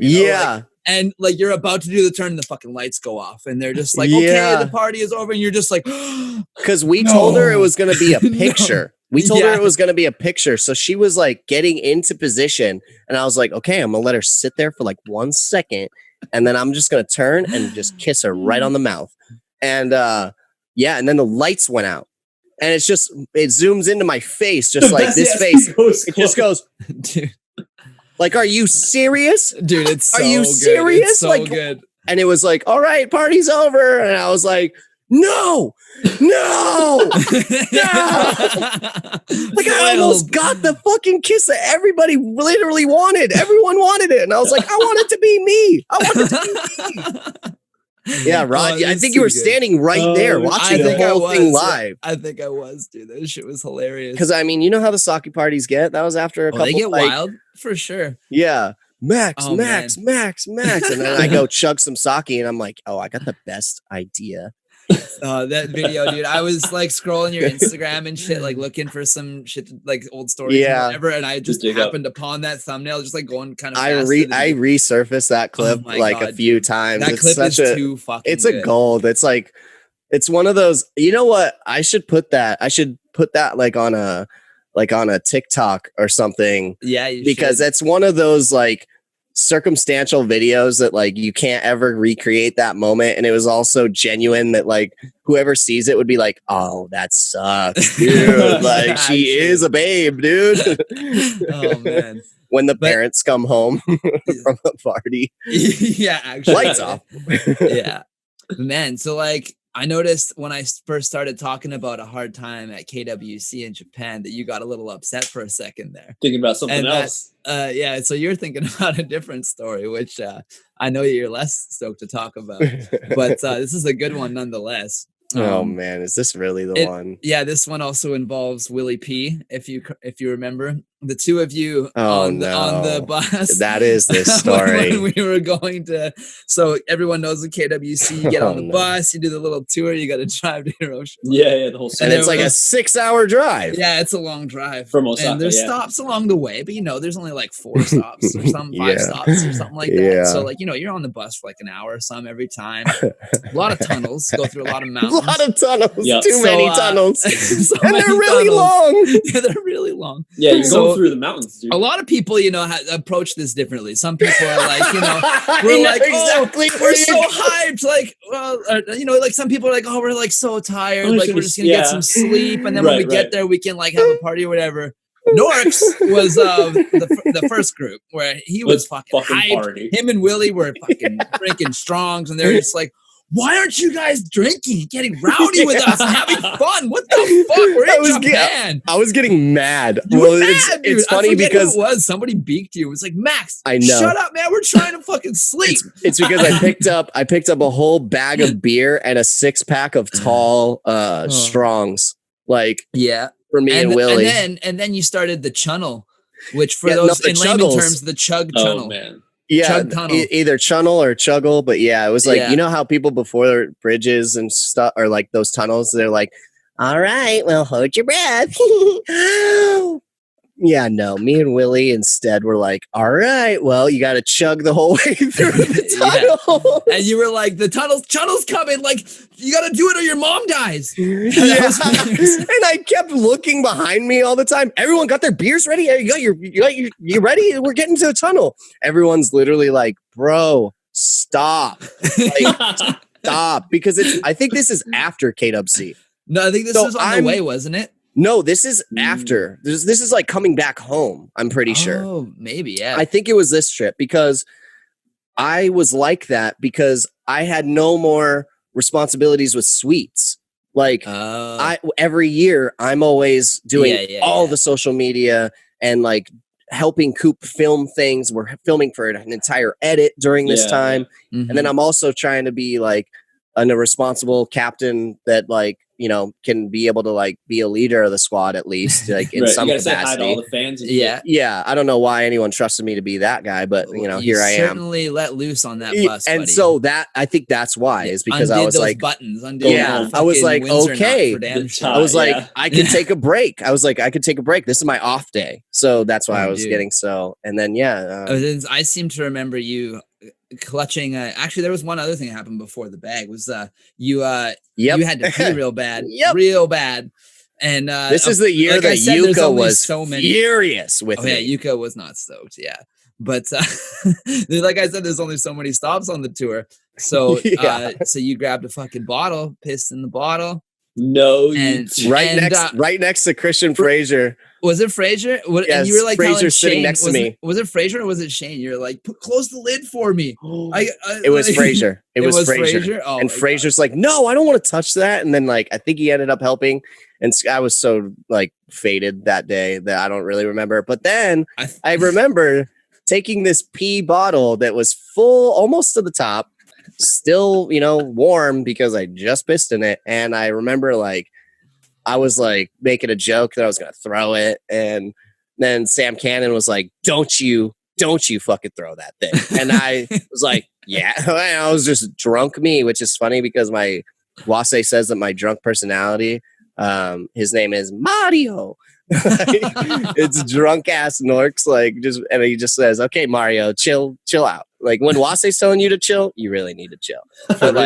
For real. I take the bottle and I go, oh, I'm not going to do it. And I just go, boom, throw it at Sam Cannon.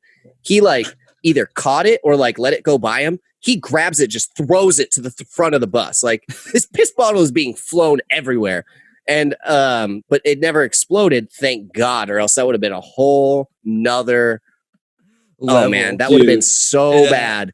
And then Yuka was like, she's like, okay, we need to stop, like blah, blah, blah. And then I was like, okay, I'll calm down. And then, all of a sudden ride's going too long, drank way too much. And like the first 2 hours, I think we're not even halfway through and I'm just throwing up in a bag next to Christian Fraser. No. And then you're sleeping on the bag. Yeah. And then I woke up the next day. And Willie P's passed out in this fucking chair with his hourglasses on. And people putting Dama stacks in his hands. I still have those stories. Those stories Dude, those really are some funny. good ones. You gotta send me those. Yeah. But I'll have to look through my archives for that. But dude, and that, the hourglasses was that's how I was actually looking, like without him on and stuff. But Yuka was furious, so I calmed down, and I finally woke up like the next day, like sober, and I woke up and Christian looks at me and he goes, "Dude, it's one thing to see your penis like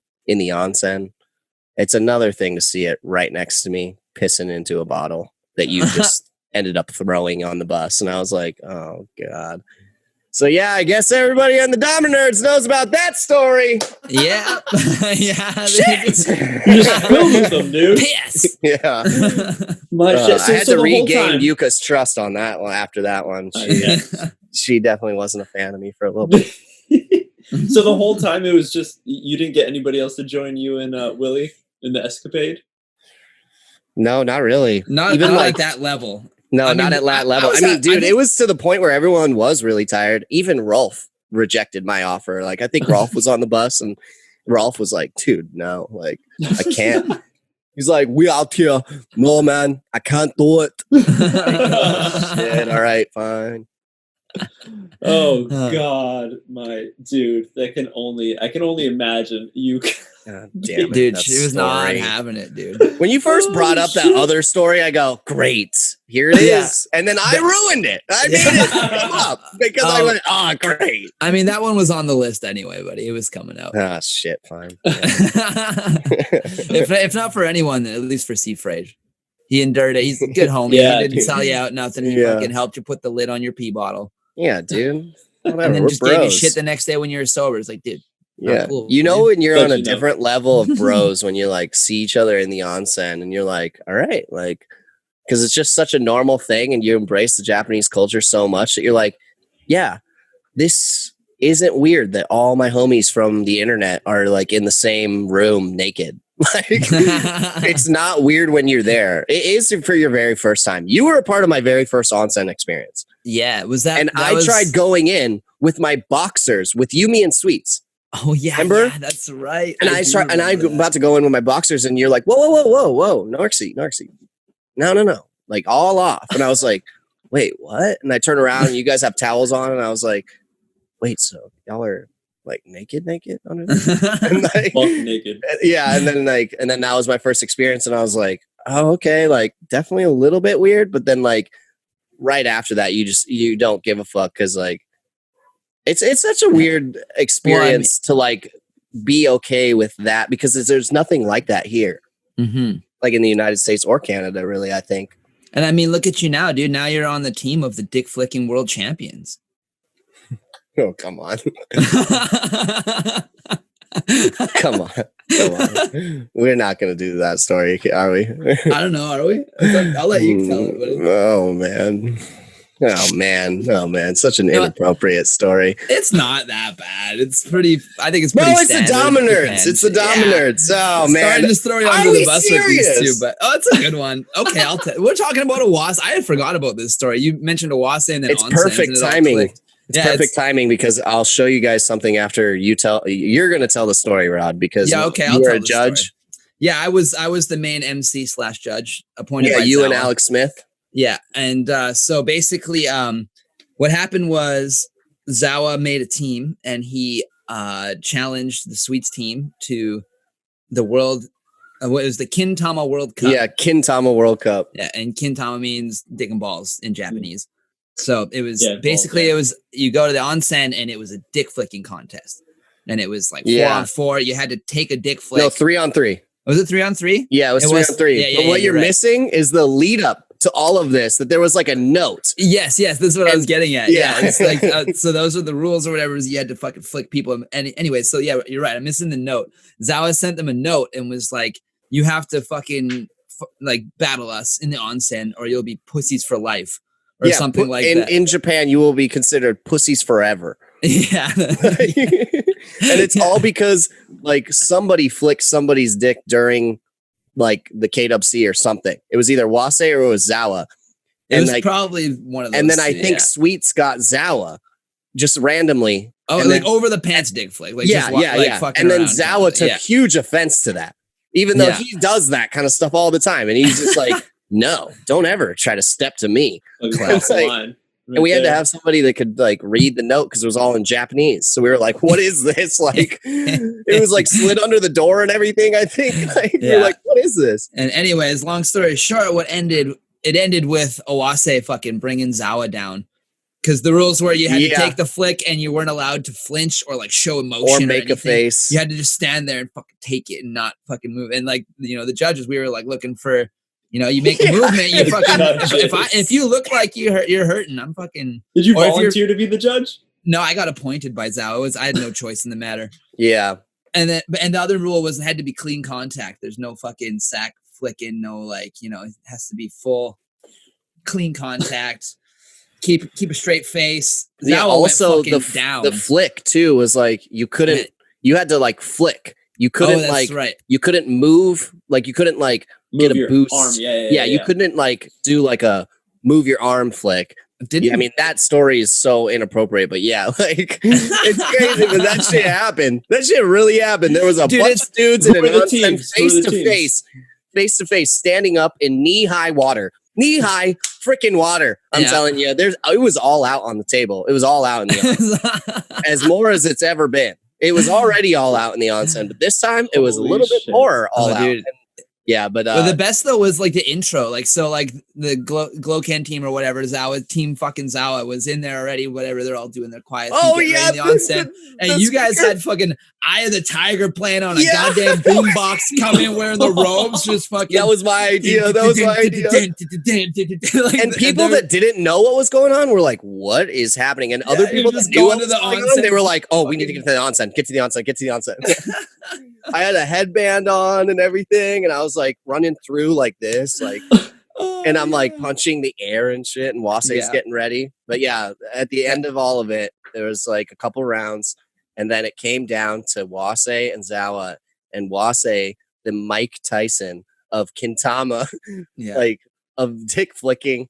Oh, I can't believe we're telling this story, but and Wasei takes him out, and the whole thing. Whoa. Was that you had to make the losers, the winners got a consolation prize of t-shirts, custom t-shirts made for them. And since Zawa lost, Zawa made custom t-shirts for each one of us. So Sweets got one, I got one, and Wasei got one. And they were like really dope shirts. I'm gonna bring it over. My cat peed on it, and so I was actually gonna wear that. For this, but then I smelled it and it smells like cat pee. So, but I'll grab it real quick because it's like worth showing. That's the one with the funky design. Like Sweets has had like a cupcake on it and like also like with a mouth, and also it was like that crazy like monster-ish looking kind of shit. I was about to say it's the ones that I designed. Oh, did you design them? Yes. Oh, I didn't. Oh, you did? These are the ones that I designed because I'm just going back. I'm like. Now that I see that one, So that's why Zawa asked me to make shirts for you. Oh, like, you didn't even know? No, I didn't know this whole funny story until now. And apparently this says Max, right? But then he said it says something Max. Like the devil too, or something. Yeah, the first kanji is like Akuma kind of, or it's more than just Akuma, which is like devil. But they all say like yours says Max. But he uses different types of kanji that have different meaning, but you could read it as Makusu, right? And then Wasei is Wasei, and then Sweets is Sweets is Amayo. Amayo. Yeah, it's like sweet, heavy with cat pee. That's fucking gross. Hey, dude, Kevin, that's so funny that came all around. You designed. I totally forgot about the fact that you designed those. That's great. That's so cool that I said something then, like about the shirt and brought it up. That's funny. You had no idea. It's on the red. I remember Owase talking some shit about he designed a shirt. And it was him fucking like with his arm and flames like coming down on Zawa, like or some shit like that. And I never got to see any design or anything like that. Oh man, but Owase definitely talked about it. Yeah, did you ever see one, Max? What? Like when Owase was talking about, he made that shirt of him fucking just with the flames, like about to fucking just flick the shit out of Zawa. Oh no, I never saw that. Yeah, he was talking about it though. Yeah, he was talking about it for sure. Wow, that's really, really hilarious, honestly. Man. That you ended up being the guy that made those shirts. I love that shirt. I'm like, dude, it's a custom like Japanese shirt for me. Yeah. I used to wear it all the time. I wore it in Florida and people are like, what is that? And I'm like, oh, it's just this custom shirt. I'm not going to tell you the story behind it because you're 8, but yeah. And your mom, now if you want to know, you got to listen to Dama Nerds. Yeah, great. Exactly. Sorry to any of the parents. And if you guys think that's weird, during the heat of the moment in Japan, some weird stuff happens. That is definitely the weirdest. But definitely. I think, this is a pretty extreme story for the nerds. We've never talked about dicks before. To this extent. About dicks, you know? Only with Norks, I guess. Bring out the so dicks. When you were flicking the dicks, were you getting like to eye contact? Oh my God, drop it! It wasn't that bad. It was no, you weren't close enough to smell it or anything. It was just no one like, wants to get that close to Zawa's dick. At first it was just like, my God. At first we all thought it was a joke. And then on Instagram, we were posting up like flicking over Damas and like showing our power of our flicking abilities and taunting each other. So it's like Zawa's team is doing all this and then we're doing this. And like we're like training and we're Wase's doing a headstand and he's like, yeah, flick it. And then like I'll post it. So Zawa gets scared. And then like I did that and he's like, oh, and he's like, but I'm good. And so it's just this back and forth. Like if you weren't there, you would never know about this story until fucking Damanerds. Well, here you go. That's why Damanerds is Damanerds. And dude, when anybody talks to me about this afterwards, I'm going to be so like, I'm going to be like, you know what? You heard all of it. Let's drop it. Yeah. It all. Yeah. Basically it comes down to, I touched a penis. All right. Chill out. We all did it. That whole game like is from a Japanese comedy. Like that's like, it's like a normal game. You'd see it in variety shows where comedians would like flick, or even just friends would flick each other's forehead. It would be a dekoping. And you'd flick each other's foreheads to be and see whoever doesn't make, flinch is the I've winner. seen that game before, actually. I've seen that on some videos. So that's a common thing, like in Japan. So Zawa so we just took it a very Zawa route. Zawa just hit a different type of aimed head. a little lower. That shiesty motherfucker. Wow, what a Max, and then it just brings me back to all these topics, these conversations we had of stories of you going through so much shit. And then I look back at the t-shirt. So I have a different design that I made before, which was just it was just a hand coming out of a fucking well. Like that was just like a middle finger coming out of like a dead well, almost like the Ring kind of feeling. Yeah, that could look sick. But then Zaw was like, no, like, I forgot how it turned into like a kind of spider-esque kind of hand type thing. But he was also saying like put a bunch of shit on it, like it's being tortured, right? So then that's why I added like the pins to it, fucking razor blade. The razor blade, it's very metal. It's very like whenever I wear it, people are like, "Oh, that's a sick shirt," and then they go, "Oh, damn, there's a Dama on there. That's dope." Yes. So the whole thing, like, I'm just going back and thinking about these stories that you're telling us of all the hardships, all the fucking suffering that you've gone through, and how that design, without me even knowing it, is a fucking perfect match. Yeah, wow. Like there's no bat, there's no taxi, but still you can see that it's in pain. It's being, dude, wow. See, like I said, bro, everything happens for a reason. That shirt and wear it again. I know, of course. Like it's because I don't have a dresser, so my clothes are like right underneath the window, and it's like the window she likes to sit out of. And my cat, shit. I'm not gonna lie, but my cat's a little bitch. So, dude, your cat is crazy. My cat is crazy. She broke a TV. Like, dude, what the? Chewing through the cords?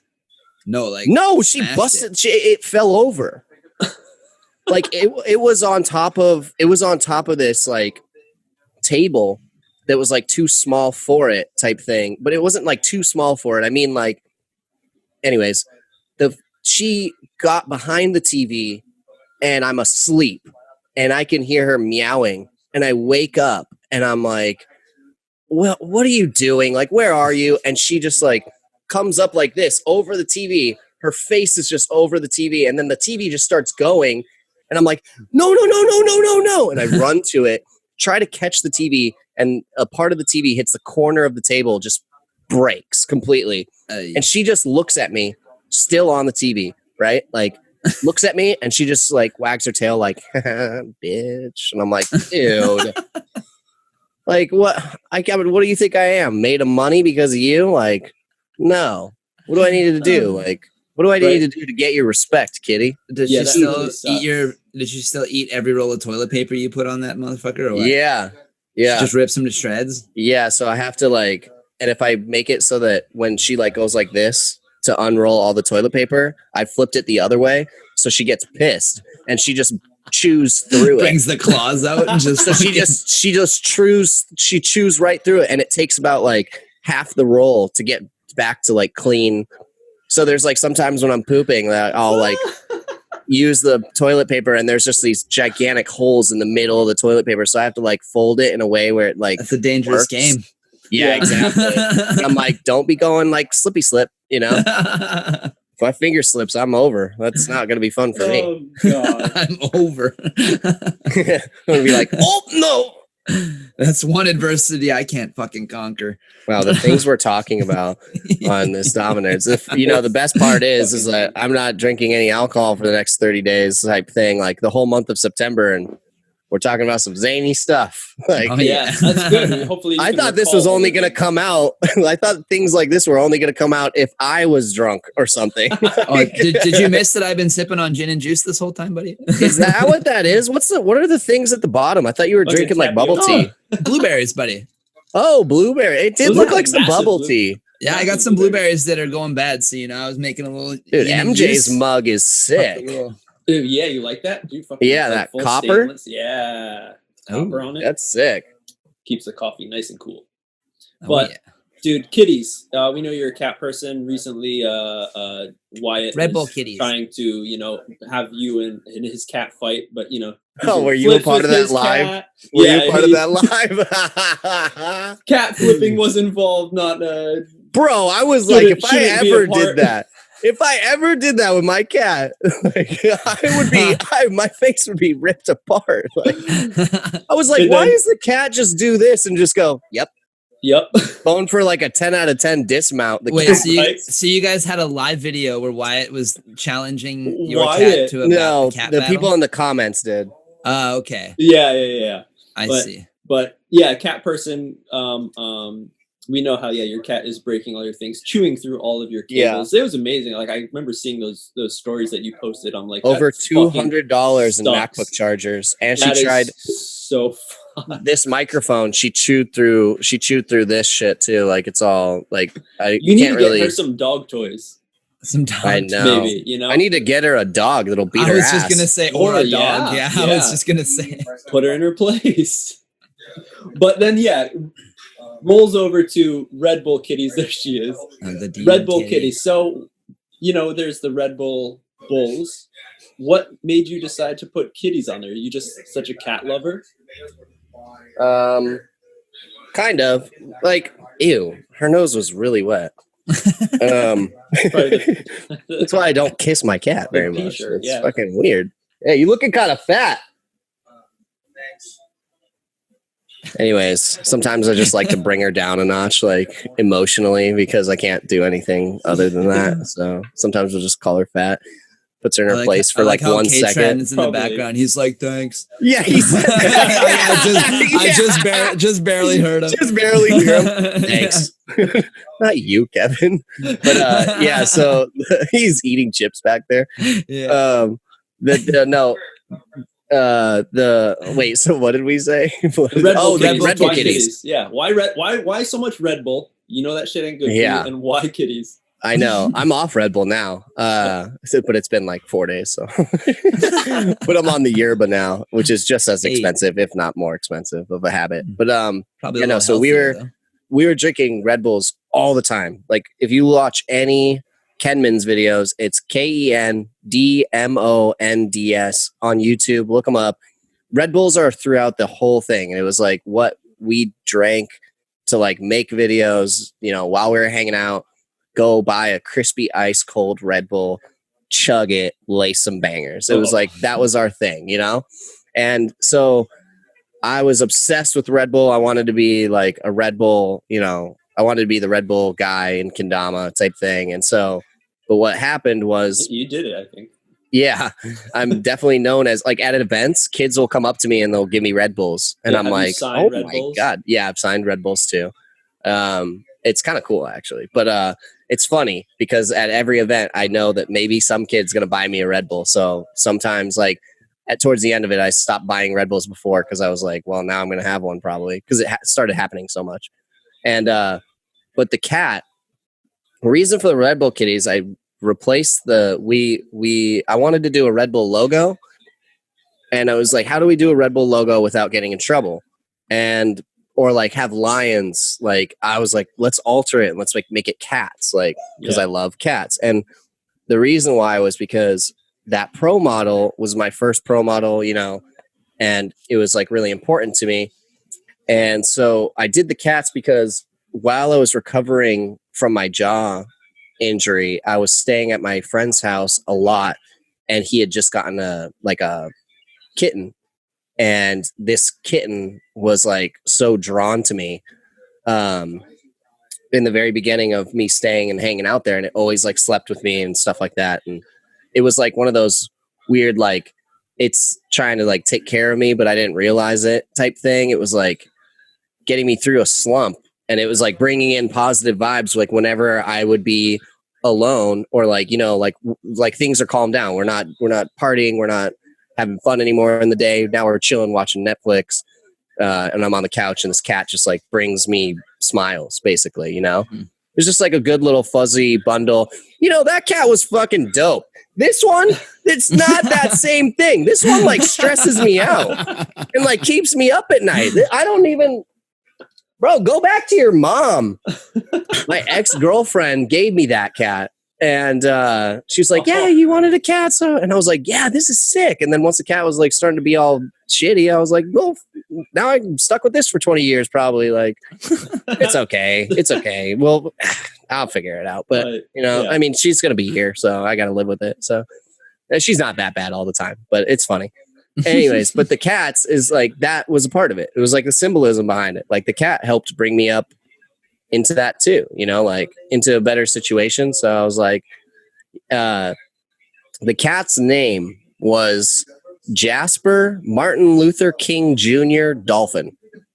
All right. That's what this cat's name was. Wow. Jasper Martin Luther King Jr. Dolphin. So it was either called Dolphin or Dolph or mostly just Jasper. But yeah, that's the reason why for Red Bull kitties. That's kind of funny though. Like that, yes. I don't think I've ever explained that. So both cats are the one cat. It's like the one cat, yeah. Do you think both bulls or no? They're probably two different bulls on Red Bull.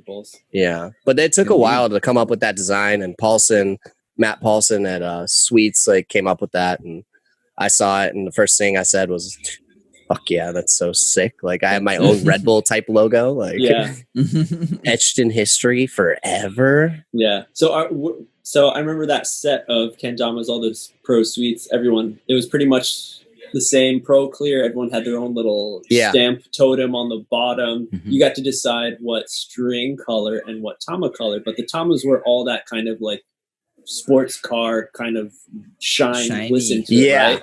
I remember, like, Rod, you said, you know, when you guys were making the Terra mods, it was like, all right, everyone has the same kind of series. Choose your colors. Yeah. Rick took the good colors.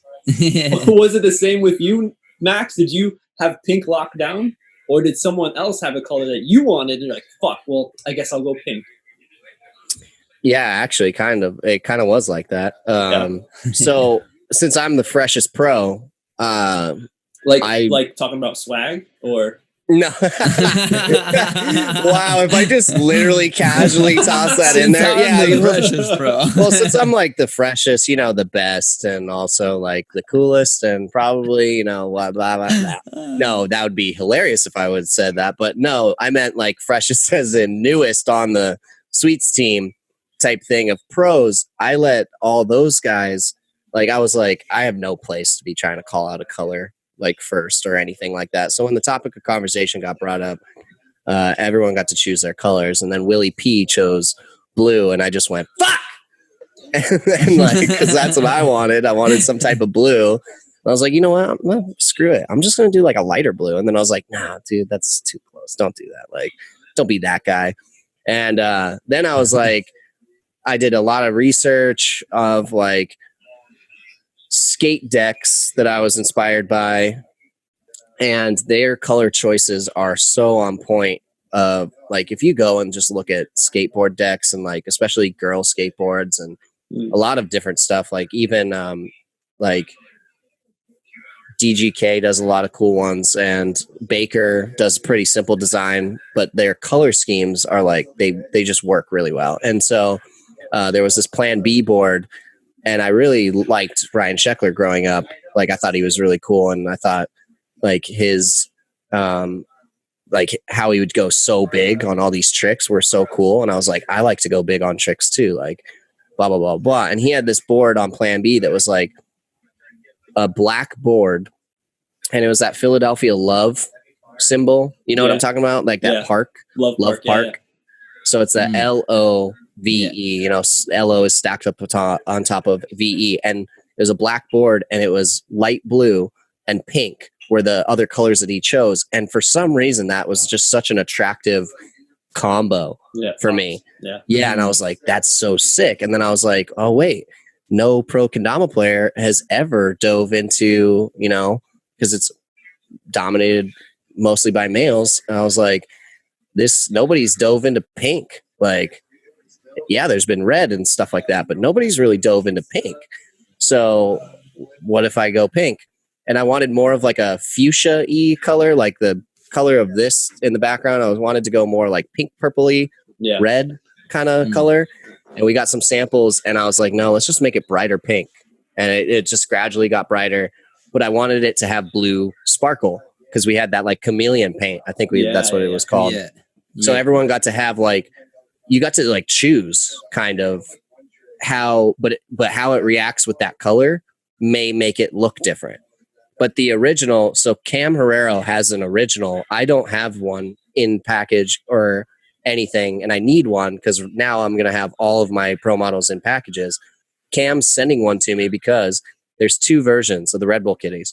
There's one with blue sparkle, and there's one with gold sparkle. Whoa. Ooh. And the reason for that is that the U.S. government started making brand new $100 bills. And the $100 bills that they were making in the Liberty Bell, if you go and look at a brand new $100 bill in the US, the Liberty Bell is a chameleon paint. And it's that actual paint. And so Sweets couldn't buy that paint anymore. Like they took over it basically. So Sweets was like, bro, we ran out. Like we got to do a different one for your pro model. And that's the reason. And that's the reason why the gold one came through. Yeah. Damn. That's kind of crazy. And I'm like, oh, whoa. So anyone that has like this blue sparkle with the pink ball on the Red Bull kitties, if you have that, you have an OG of OGs of Red Bull kitties that I don't even have, that I have to have mailed to me. Yeah. You know, like from a US homie. Government wants that. Isn't that crazy though? I was like, damn, like, well, if you think about it, I was like, damn, I hope the government doesn't come after you thinking that you'll use that for counterfeit stuff, because they probably have some of the most of that paint, you know, like. So what you're saying is the Norcross mod is on a $100 bill. Pretty much, like, isn't that crazy? And I was like, damn, that makes it more rare. And so I call, you know, that was like the Red Bull kitties. And then if anyone got the second line of it with the gold sparkle, I just called it like pink champagne, the pink champagne version. And I didn't like it as much. It didn't pop as hard.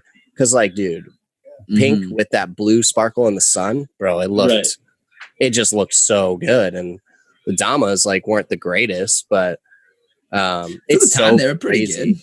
Yeah, that's also, like you guys were saying, like, yeah, sometimes, you know how it goes. We're talking about small bevels and shitty Damas back in the past and shit. Like, that explains why, like, you play with the Red Bull kitties. If you start out today, if you're a kid today, and you start out playing and you play with the Red Bull kitties, and then you play with like my current one, the Norcross mod 2020, now you're going to put down the Red Bull kitties as fast as you possibly can because of like the evolution of kendama and how far it's come, you know, like, man. And that's why kids are getting so good so fast, because they have like the leg up on all this, you know? It's like actually crazy, but yeah, it's that's the Red Bull kitties. That blue sparkle, OG, baby. That's the OG. So it's funny because I remember when I met you guys, Kendama World Cup 2014, the first one, and right at that, like right before, maybe like a month before too, the first line of Sync Kendamas, which was like his brand that he just started. He had them made by a dude up in northern Japan who makes kokeshi dolls. And it was his first time ever making like kendamas. It was a whole fucking deal. But, you know, we had a team of all like the homies. So the paint that Sue got and the place that painted it was a car shop. He had connections there. So they painted with fucking car paint. So it had that sparkle like the Chameleons did, right? And we did the same thing. But we had no idea that Sweets was releasing these mods. Oh. We had a set of like, I don't know, maybe like 10 people on the team. So kind of big like you guys. And everyone had their own color. I'm the only one that was like, fuck that sparkle shit. Just give me like a mint ass green. And I had two buddies, Peter and Adam. I don't know if you remember them. I know Rod does. I know Peter and Adam. Oh yeah. Yeah. Two Canadian buddies. And yeah. Adam's color was the same exact shit as Seafrage, and Peter's was exact the same as you, Norks. Pink, really? I've never seen this. Pink Dama with the sparkles and then a blue string specifically. And wow. It was so hilarious. The whole Sulab crew, we were driving down 10 people in this one car, fucking driving. And it had not come out yet, right? Like, and so it came out like right before you guys came to KWC. We saw the announcement and shit, and then we're like, holy fuck. We're like, look, we're like, you have the same Dama as him. And we're just like making jokes the whole time we were driving down to Hiroshima. We're like, you guys got a fucking battle. Like, yeah. Wow. I never knew that. I wonder if I saw any of that. Like, possibly could have been, but the biggest difference was like our Tamas were just nice and slick as shit. Yeah. Yeah, so were ours right in the beginning. Yeah, I'm at the beginning, but come on, they broken really well. Yeah, I mean, dude, they got so sticky. They released we released them like special release in Hawaii, like, and that was also why I wanted to get that tattoo too, because that's like the first time that people got to have it in their hands, and like I got to fully have mine in my hands and see it and in real life with like the package and everything, and I was like, oh, this is epic. But when we released it in Japan, I was just hyped in the blue string and everything. Dude, I had no idea. I wish I could like see. It's fucking I was hilarious. like trying to look it up. I was like, am I going to look this up? Am I going to find it? But like, that's crazy. It's good. That's also a thing too. Yeah. Is when you're designing a pro model, I don't think anybody realizes how long it takes to like get it done. I mean, some are quick and a few months of design and then a few months of testing and then that one took a while. That one took a while to make, and like at the end of it, if it's like that, you always have a worry that like before you release it, if somebody releases anything that's like close to it or near it, you get so scared that whole last couple months where like now it's real, now it's like getting packaging, now we're doing this with it, and it's like if anybody releases anything remotely close to this, I'm gonna scream my ass off and cry. Like. So it seems like you went pretty fucking far with this recent one of having actual like pictures. Is this like a fabric? Oh, of flowers that you had like. Yeah. So so this one was a year and a half in the making, right? And there was a lot of other designs that it could have been. Is this plan B? I'm gonna plug this. Yeah, I'm gonna plug this to you guys. I'll plug what C. Frazier's idea was, and then I'll send you what could have possibly been. I'll send it to you guys in the chat, so you can look at it as I say. Oh, okay. Oh, dang. So this is and you'll see it, and you'll be like, oh, damn, a totally different way is what you went like, and I'll explain why. Okay, here, I'll message it to you real quick. And I missed it. I know that what was it, last weekend on the Sweets online comp, you had a little feature and you talked about more of the reasonings why you picked some of the, I guess, a little more background story of your Dama. I missed it, but is there anything that you want to maybe elaborate on? Yeah, there's some nerds that missed it too. So I just sent over this to you guys, the concepts, like what the concepts were over IG. The top one that looks kind of 70s vibe is the one that C. Fraser came up with. And the other ones are designs that could have worked maybe, but maybe not. And the flowers, the picture of the flowers that are in that are from a Mother's Day at my work, and the bouquet of flowers was like insane looking, like so insane looking. And I was like, damn, I want a picture of real flowers on here. And then I wanted that flower at the bottom to go through like natty, because I was focused so hard on having a natty so that grain could pop through. And I think I've always been attracted to a natty bottom, like a split with a natty bottom. I think they look really sick.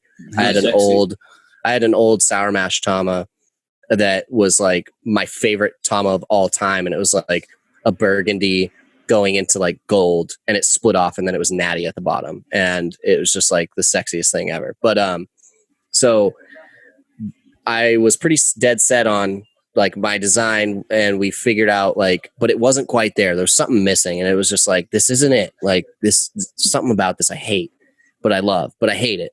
And then were you gonna go with these original, like these graphics, or it's like this was just the idea and then you just an idea? It was just ideas that were being put down, so nothing was locked down yet. And then we're talking the final say of all of this got finalized in March or April of this year. That's how close down to the wire we got, and then we sent it to production. But so the flowers that are on it now, it is a pattern and it's a fabric, and it's, so I was dealing with a lot of stuff going on in January when 2020 hit. This is before COVID, and my sister like went through a really big loss, and with her boyfriend, RIP to Morgan. And we flew out there ASAP and we were going to take care of her. And so my mom's not around, and I drove my sister, because I wanted to, she lives over on the East Coast, Salem, Massachusetts. All right. So we got an Airbnb in Boston to kind of just like take her away. And so she doesn't have to like, see that area all the time, and just kind of try to freshen up things. And I was just trying to cheer her up.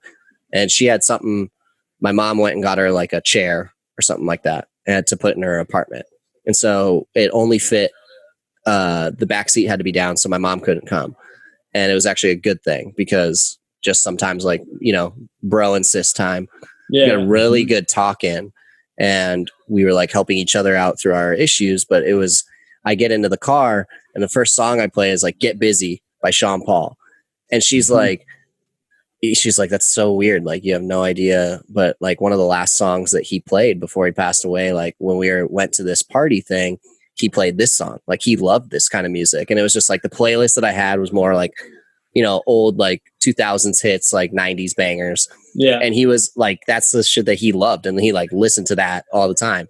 She's like, you guys are so similar, and you would have loved each other. And then we get to her apartment. She shows me, the bathroom, the scene of what happened to him, and where like she found him and stuff like that. It's a sad story. It's fucked up. But above it, she was like, she said that there was an Elvis poster above where he was found. And she's like, it's weird and kind of crazy to say this, but like he would have loved knowing that, like, the way that he went was kind of similar-ish, like, you know what I mean? Like in the bathroom where Elvis was found type thing, like, and then underneath an Elvis poster, she's like, it's kind of weird and fucked up and spooky, but like he probably would have loved that.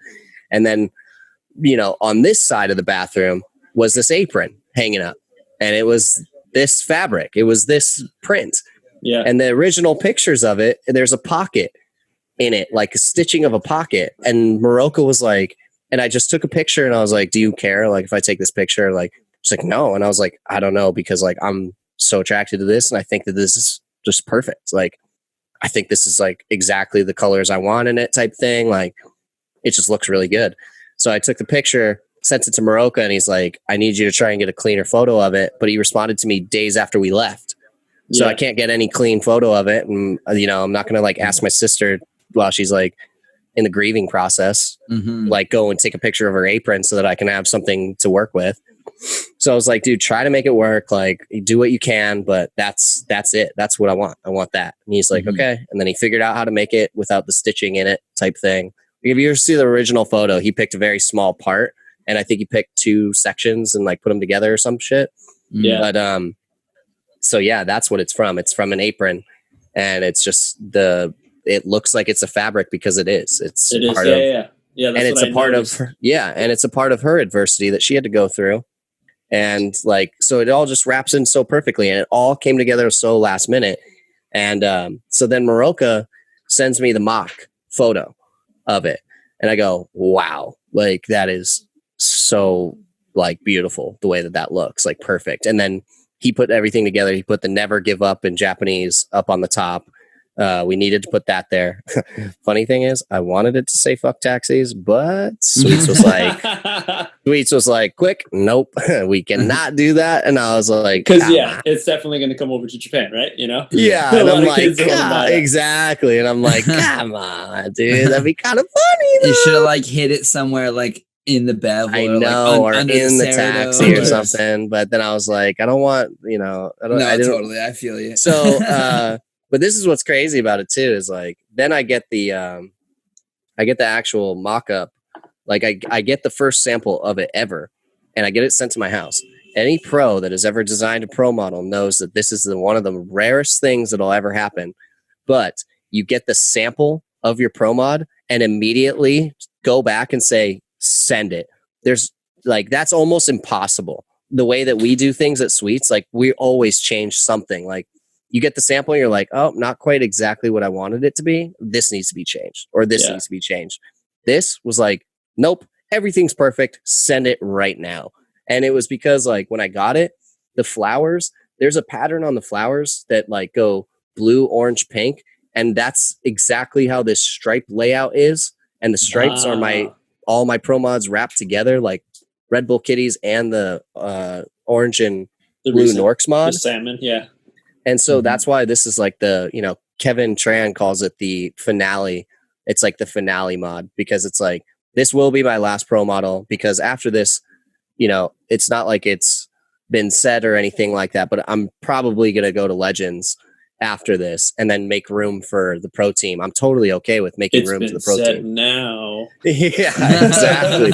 So come on, Sweets, make me a legend. Not yet. We got to still ride out the last part of my pro hypeness, but yeah, dude, it just started. Yeah, exactly. So I've been playing. Sure. Yeah, I've been playing for 9 years this summer, and so you know, next year I'll be at 10 years, and so yeah, I mean, I definitely don't need to be a pro anymore, type thing. I've lived my whole pro lifestyle, and now I can like be a legend and teach other people how to like grind out being pro like the right way, where you're like a good role model for kids and stuff, and you also want to be a good role model for like young adults and stuff. So you don't want to be. You know, you don't want to be too cookie cutter, because then you're not as relatable, because then it's like you're not as authentic. That's the reason why I'm like kind of reckless. Also, just because I'm kind of reckless in general. So I mean, like, yeah, but I mean, I've had a lot of people. Yeah, I've had a lot of people like in Europe. They say that like not just me, but like the way that I like do things and stuff like that, that it appeals them more than, you know, what other pros would be like. You know, in the beginning, it's like you love Nick Gallagher because of how good he is and everything like that. But then like you're not going to be like, all right, if we want to have a crazy ass party, let's invite Nick Gallagher. You know what I mean? Okay. Like, yeah, not like knocking him or anything. I'm just saying. No, it's just like, not part of his personality. Right. And in Europe, it's more of an older scene. So it's like I appeal more to like those players a little bit, because not all of them, I say, but I've heard it when I was in Amsterdam. They're like, it's cool that you like, you know, kind of party and like bring kendama to your parties and stuff like that. And I'm like, well, yeah, it needs to be looked at as not just your little brother's favorite toy. It needs to be looked at as like, this is fun for all of us, you know, like, no matter what. And we all play with it in a different way. But wanky. That's shit. Like even down to that comes like, you know, happy accidents, the way that worked out, and the fabric. I mean, I think that people really dig that stripe, and it is something that makes you want to like touch it because you're like, wait, are those ridges? Like at first I thought you were going for like an old TV kind of look filter. Oh, okay, yeah, like some and then staticky. I looked a little closer, yeah, and I saw the fabric, the weaving of the fabric, and I was like, oh, it's a picture of Yeah, I haven't seen one in person yet. I ordered one though, so she's on the way. See, that's what's crazy is so many people like Johnny Thunder, Cam Herrero, Jake Weens. Like I just had all these people are buying them, and they're all people that like I love and look up to as well. And it's like the amount of Dama homies in general that have bought this mod is like completely overwhelming as well. Like I got to shout out to all my inspirations for me being somewhat of an inspiration to them. Like I can't even believe it. Like so much love. So you, Rodney, as well. Like what the hell? Like that's crazy. Gotta get one, man. Gotta get one. That's so cool. Yeah, no, I appreciate that. That's what I love about it, and that's like the whole point of the mod though. It's like you got to feel that positive energy. There's all those symbols of shitty shit, and it's supposed to remind you of like the shitty shit that's happened to you that you overcame. Like, like when you hold it, you got to just know like, what did you have to fight through, like, because this mod is supposed to just bring you positive energy and positive vibes and like make, you lace bangers because it's a good kendama, but also like, it's like you're doing what you love, which is kendama, and you're getting small wins all the time. And that's like what this is supposed to be about, like. Fuck yeah. So I hope that whoever has it in their hands like feels that same type of love, But yeah, this one was really important to me, and I've never been more proud of a pro model. Like Red Bull Kitties, I was proud of. Norcross mod, the other one I was really proud of that one as well. But this one, never been like so stoked on a design. And it's like, this goes to the creative limits, like now in kendama, when you can design a pro model, you can make like fucking, why am I blanking on his name? GT the lemon. Why am I blanking on his name? Kaito. Yeah. Kaito's mod. Super sick. Like the fact that you can customize like a little design of a sticker on the top. Like, you know what I mean? Like the design evolution. Game, right? The design evolution has gone so far that you can make things like this possible. You can make things like that possible. You can make super intricate models. And before it was like, okay, well, what colors do we use? And how are we going to use it? Do we do a fade to split, or do you want it to be a stripe? It's like we had limited options, but we thought we were pushing the limits, and then like now it's like, all right, so you want like a picture of your fucking face on this thing? Like we could do it. Like, so hell yeah, it's cool. The factories, evolutionized, and everyone's like bringing new concepts to the factory. Then they try it, and then now that opens up the doors for everyone else who's using the same factory, because they're like, oh yeah, we can do that. You saw that one we did before, so then we can do this without any hiccups or anything. Yeah, I was like very impressed with the possibility that Matt Maroka, he designed this pro model from the Sweet Shop, and he's like the graphic designer there. I was very impressed that we were able to put all of these elements together. And it even comes back to the Norcross mod or the Red Bull Kitties a little bit, because the black shines a little sparkle to it. Yes. And the sparkle shines like a little bit blue, pinkish like vibes as well. And then I didn't want it to be too sparkly, like a chrome type.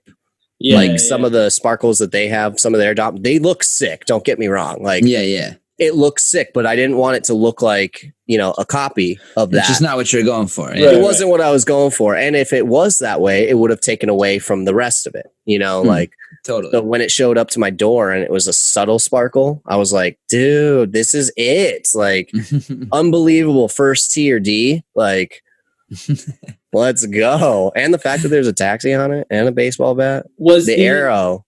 I was gonna. Sorry to cut you off, but just when we're talking about the black color, the shine of it and stuff. Yeah. Does the taxi that hit you, was it a black taxi? Yeah, and it was a black taxi. But because you know how they have that kind of shine to it, right? It kind of looks like that car paint. And it was kind of like for that as well. But then it was also I did have that in mind, but that was after the fact of me choosing black. But I wanted black because I wanted this to be like, I've always wanted to figure out, like, black Tamas usually suck ass to play with. Like, but they look so great. And like black just looks awesome. Yeah, exactly. When it's on the shelf, it looks dope. And it's like, oh, that's a dope one. But then you start playing and you're like, well, shit, like the shadow that's inside the bevel is also black. And then like all I see is just this little piece of the bevel flying around, and that's not helping me, you know?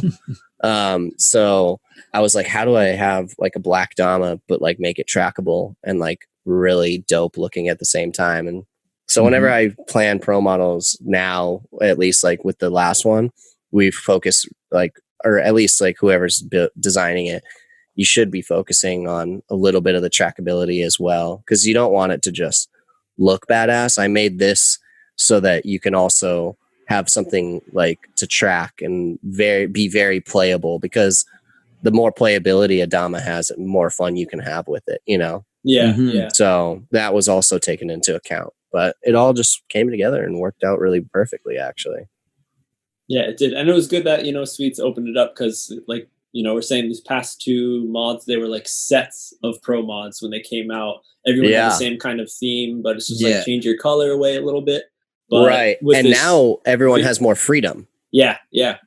So that's really awesome that you guys get to do that, because it's even more personal. Yeah. Cooper was really excited about that, because when he got his first mod, it was the last one's, right? Like that's his first mod. Yes. And he was more like, dang, like, do we have to do a set? Like, like not like it's a bad thing, but it's like, do we all have to have some shared theme or something? Like, and his whole idea was he wants something that's like his and only his, and and so his freedom, he got to show that in this new one. His is dope. Like we almost went with the pink stripe on mine. We almost did that glow in the dark UV thing as well. But I was like, no, because then that's just going to be something that's more, like it was Coop's idea. And I was like, well, I don't want to steal your idea, but it's so sick that can do that. And then I was like, if you're only going to do it on one stripe, like just don't do it at all. Like that's not what the Dama's about anyways, like his has a very big appeal with that. Yeah.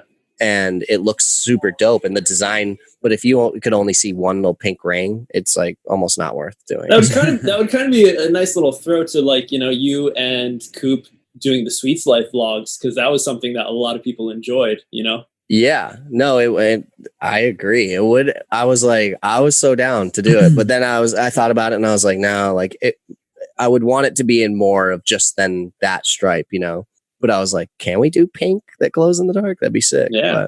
But, I mean, I don't know. Maybe Coop's got something up his sleeve. If he gets another one, maybe he'll do a different colored glow in the dark thing. I don't know. But who knows? This one, I was like, let's just keep it like, let's not go too crazy. Let's not, there's a lot of elements in this one already, like, and it somehow works.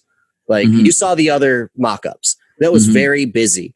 Like, if it was that, it would have been almost too much going on. Still looked pretty cool, but would have been a lot going on, Right. You'd have to do a lot of testing, a lot of sending it back, be like, maybe yes, maybe no. Dude, we've been on the grind for a fucking while. I forgot to hit my timer to see when we started. It's like in fucking almost. It's been a minute. It's been past 2. It has been a minute. I'm posting you guys right now, actually. So we're going in. So there was so much shit that I didn't even fucking talk about. Like well, let's go for Lord, it. Let's try to like speed round this. What's up with people? They know you as a fashionable guy. You get like the torn jeans, jumping on like getting new sponsors. You got the Rage Quit on there. You got multiple hats. Like jackets. But some people give you a little smack talk about the ears in the cap. So is there a reason why you like to tuck your ears? You feel like they're big? You're such a bitch. You want to You're such a bitch. What the fuck is this podcast, dude? Fuck this podcast, dude. Fuck damanerds, dude. Holy shit. I'm authentically asking because I'm not a hat guy at all. I would assume that you would want to have them out so you get full, full hearing. Yeah. So the funny thing about that is that, like, faster, when you're listening to Papa Roach going down the street. Yeah, exactly. Makes me a lot faster. That's what it is. No, it's most of the time I'll be wearing a hat that just like it like I like to fully wear my hats. Like Kendama Goat has this thing where he jokes about like people wearing their hat backwards, but it's barely on their head. I mean, like dude, go look at go look at Liam's clips. Like Liam wears this hat like that, but it works. Like it works for him.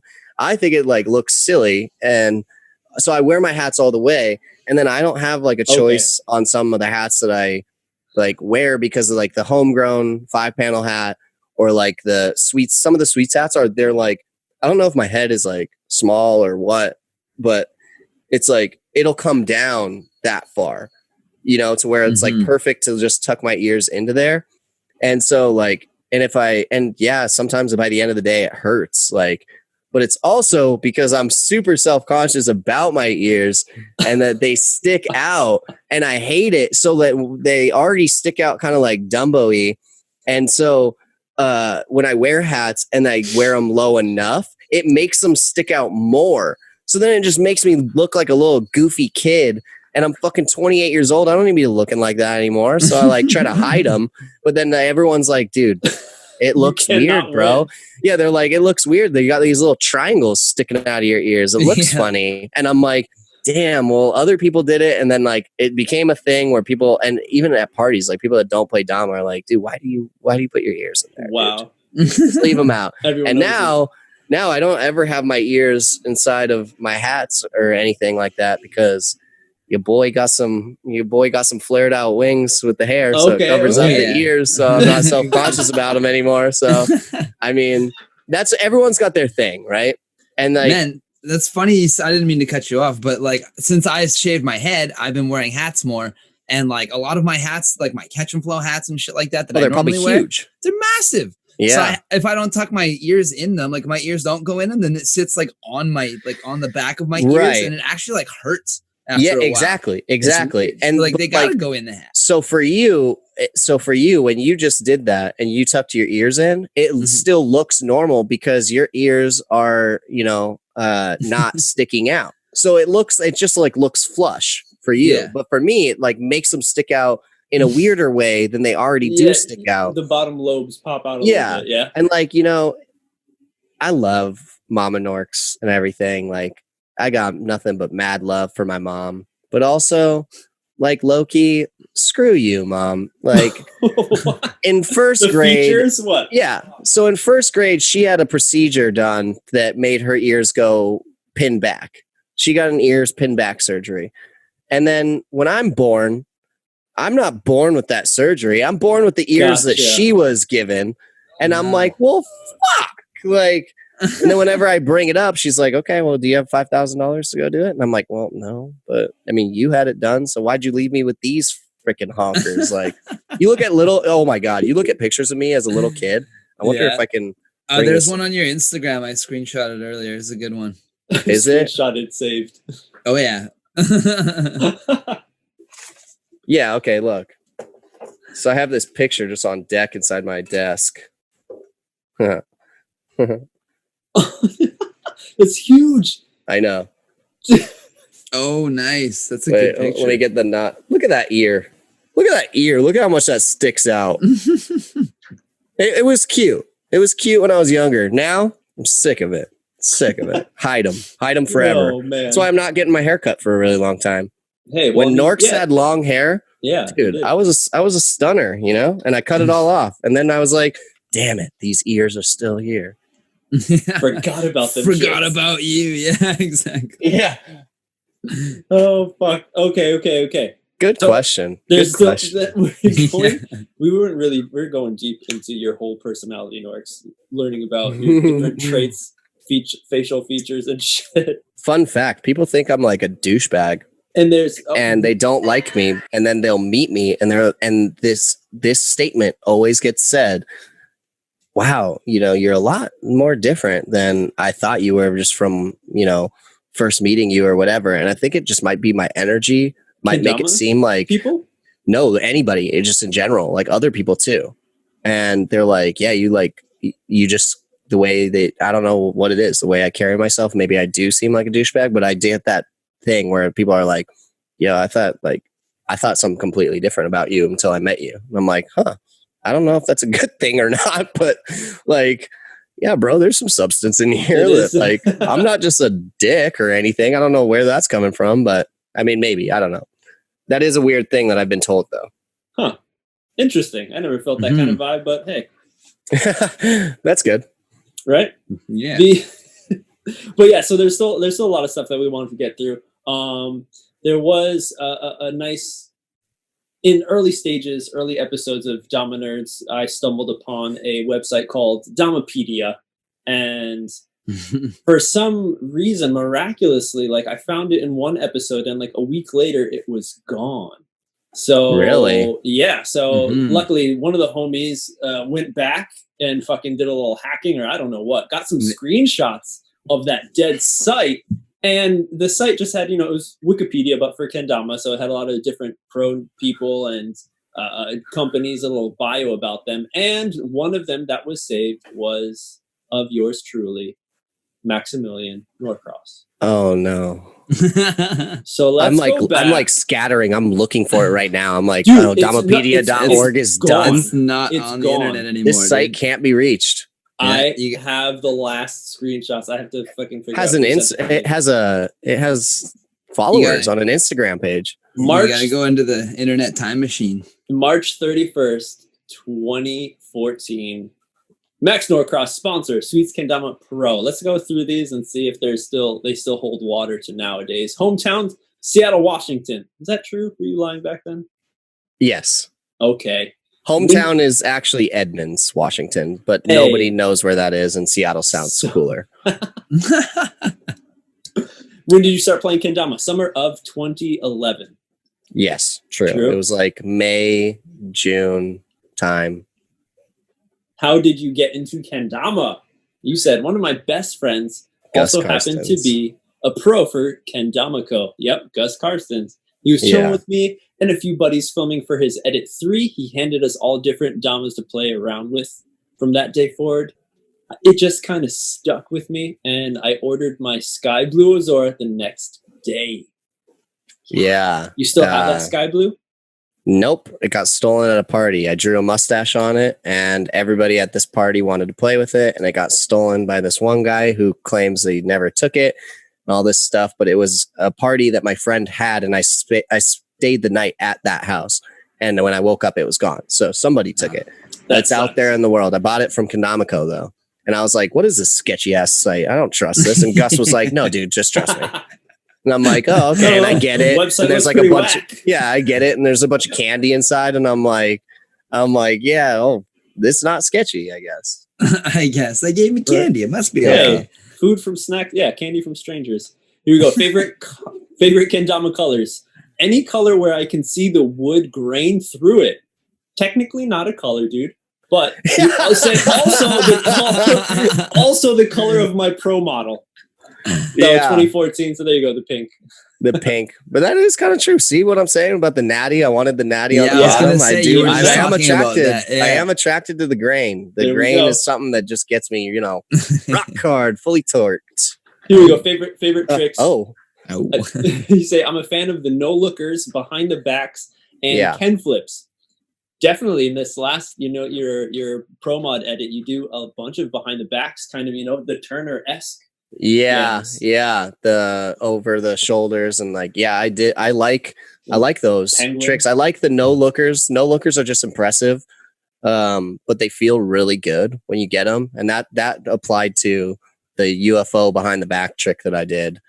And that was a super banger back then. Like when I had that was like the most, my most talked about trick. It was the shit that everyone said, oh my God. You know what I mean? Like I liked those. They're super appealing to watch. That's why, because it's almost like a guessing game. But they look super cool. And just no look trick shots in basketball. Those always look the coolest too, There we go. Your favorite kendama to play, my pro model, a blonde Shin What a Fuji. narcissistic ass comment. My pro model.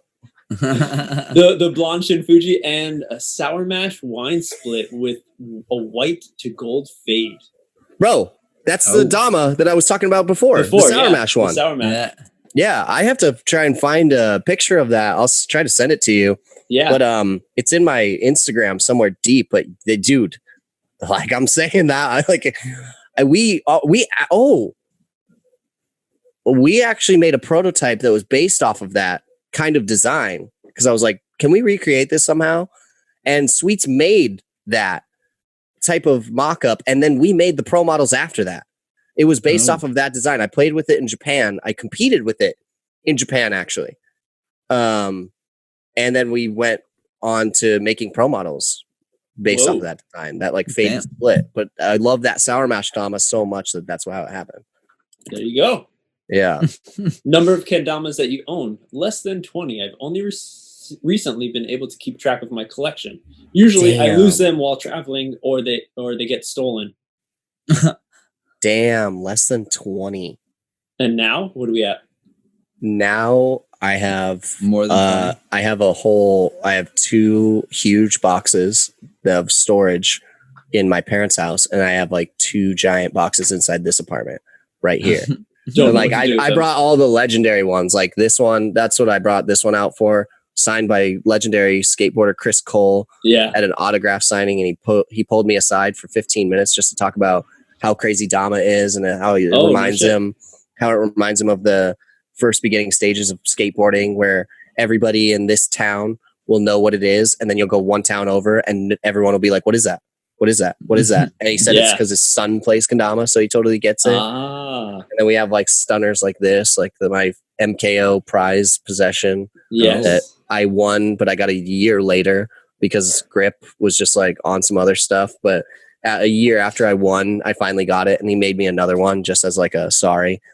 And so yeah, no, like the bangers of the collection are here.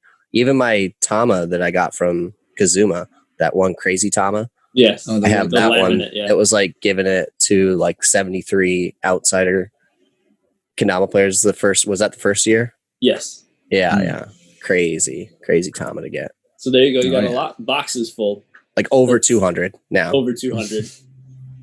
But I mostly give them out. Like when I'm at an event, I'll just give away Damas like their candy to kids. It's funny because sometimes Sweets is like, bro, because like I'll walk over to the booth and I'll be like, oh, like, here you go. I'll just like give one out to a kid or something. And Sweets is like, dude, like let him buy them first, like real quick. Yeah. Okay, yeah. But he's like, he gets it. He knows. He does the same thing sometimes. Yeah. Sometimes you gotta. Yeah, you have to. Next question: how do you spend your time when you're not playing kendama? And you said hanging out with friends. Can you can you guess what you said? Hanging out with friends? Yeah, so hanging out with friends. What else does it say? Probably drinking Red Bulls. Probably drinking Red Bulls, yeah. Does it say not playing kendama? Yes, we're not playing kendama. Was it skating is probably in there, snowboarding's probably in there. All right. Smoking weed's definitely not in there. So you say I spend most of my time working, dude. Besides that, I do. I love traveling, but that's usually to kendama events, period. It's always good to get in some hangouts with the homies as well. So there you go, hanging out with friends. Mm-hmm. During the summer, we hit the cliffs and just kick it outside in the sun. True. During the winter, I spend a lot of time inside because of the weather. Very true. Very true also. That's funny. Wow. That's like kind of all that I do now. Yeah. But dude, I'm a workhorse. When I have a job and when I'm working, I'm so like, I work hard, dude. I take that as like a pride thing. Like you don't want to be the guy that's slacking at work. Like obviously everyone has their days where they slack, but yeah, dude, working sucks, dude. But like if you're there, do a good job, you know? Yeah, make sure you're an asset, you know? But yeah, the job that I currently have sucks. So, but yeah, no. But when I was working full time for Sweets, that was fun. It just wasn't. I could not get paid enough to like be doing that and spending my money while I was traveling and stuff like that. Like because I was full time traveling. And you're paying rent. At home as well, and that was really hard for me. So I couldn't be working for them anymore because that balance was way too hard. Like I shouldn't have even rented out any apartment during that time or anything, because I would be at home for like 2 years straight. I would be at home. Longest amount of time was 10 days. I was literally living the kendama dream. I was going different place to different place to different place, different place over and over. And I got so excited that I would always be leaving home. Like I almost did not like coming back home, you know? But then now that I'm home more, I have more like stability, and like I actually have friends that I can see consistently, rather than going to a place and being like, is this the last time I'm going to see this person for like a super long time, if ever? You know, like Israel. Am I ever going back to Israel on my own time? I don't know. I would love to, but like, you know, those homies over there, those are some of the greatest people I've ever met. And, you know, kendama ISR homies. And I don't know if I'm ever going to see them ever again. It's crazy shit like that, you know, like, and I started realizing that towards the end of my travels, and I was like, damn, I really got to soak up these moments, because I'm probably going to be home. But there's good things and bad things about, you know, traveling. It has its own ups and downs, but I don't think people really get that, because all I was trying to show was like the dream life of like, it's glamorous, right? What you can have if you're like a kendama pro and stuff like that. And when in reality, it's like, I was facing issues all the time, even during that. So you come home and it's like, you think you're going to be able to hold down a girlfriend or anything during this time? Hell no. You think like your friends, when you are home and you see all your friends at a party, and you're like, bro, where was the invite? Like I'm only home for like 3 days. And it's like, yeah, exactly. Like, I don't know when you're home or not. So don't get offended that I didn't invite you. You know what I mean? Yeah, like, totally. It's like nobody knows when I was ever home. So that part of it kind of sucked, but you know, interesting. But yeah, it is. But I like how you open that up for everyone to see. You have your vlog, you know, on your YouTube channel, so everyone can watch you. Yeah, some more raw, unfiltered partying with all the kendama pros. Yeah. To see the meet the Mario of Norks. Yeah, meet Mario.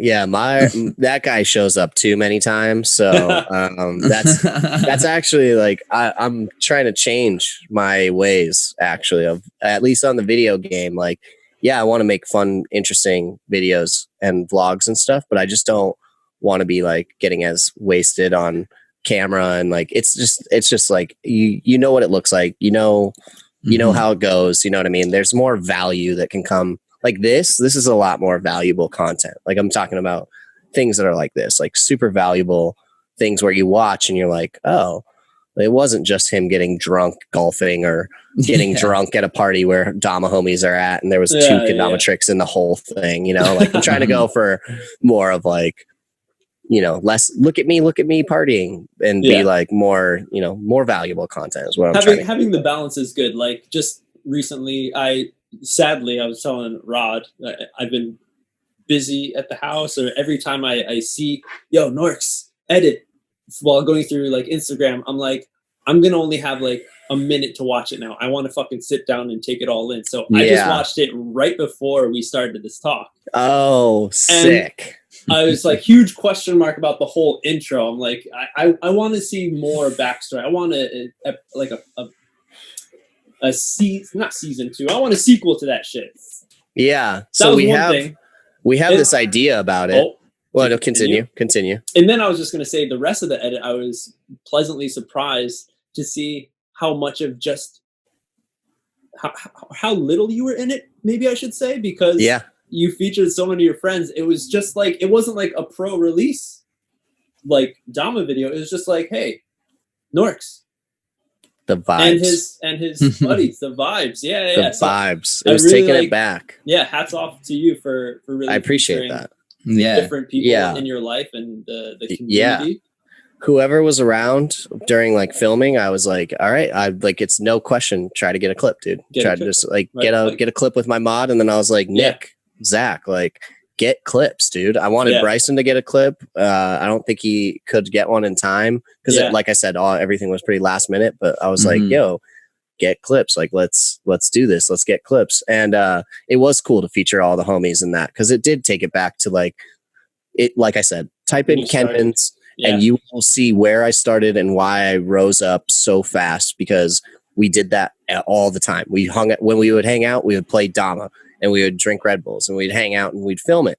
And that's so important for people to know, like, that you got to have like a crew around you. It's so much easier to play kendama when you have homies that are like, stoked on it as well. Yeah, where you're like, and so I wanted that vibe for this as well. And I didn't want it to just be all about me and like, because like I didn't do this by myself. I am not here by myself. I'm the guy that's in the light, in the spotlight because it's my pro model, but like everyone else that was key players, everyone was key players in it. You know what I mean? So I wanted them to be a part of it too. Right. So it's like, I'm glad that you saw that in it. Like it goes with like the mod is not featuring you, it's featuring things that happened to you. You didn't make these things happen. Things happened to you. Yeah. And that's what you really focused on. And that's what's funny? Someone told me, RK from Kendama Care, she said, how do you want to look at life? Do you want to look at life like things are happening to you or things are happening for you? Yeah. And I was like, whoa. So when you just said that, I was like, damn, it took me back to that quote. And it's like, did it happen to me? Like, oh man, this is happening to me again, or like blah, blah, blah. Or is it happening for me? How you look at then like, what do I learn from this? You know what I mean? Right, like, right. I don't know. Yeah. And then you have that huge fucking, almost like an epilogue at the outro, all the credits. I thought that was important to add. I was like, okay. Could have maybe scrolled a little slower. Maybe I'm just slow at reading. I had to stop it, Yeah. It makes you pause for sure. But yeah, no, I thought that was really important to like put that in there. And like I said, I was pretty sensitive about telling that story just in general before. But now like I just embrace it. And like the only other place I ever even told it was on the No Jumper podcast with Adam.42 when he brought me, Coop, and Reed Stark on. Like that was a really crazy time in kendama history where like I went and took a package to his store and like there was a worker there and he was like sending videos of me playing and then sent a picture to Adam that I brought this package. And then all of a sudden, now we're talking to Adam. Now we're going and visiting Adam. Now I'm hanging out with Adam and doing all this stuff. And he really he made me feel a lot more comfortable about talking about that kind of thing. And so that was like kind of the first place that I put that story. But yeah, like I wasn't comfortable with talking about it. And then I just was like, you know what? I think that it's more important for me to be like a driving voice and like not like a take this as a leader role, but like I have people who DM me. I'm really bad about my DMs just in general. I'm really bad about texting. Now.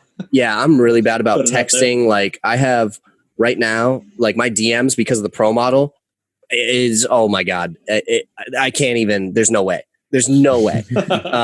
But like, which is awesome. And I love that. But like right now, if I look at my text thing, 374 unread texts right now.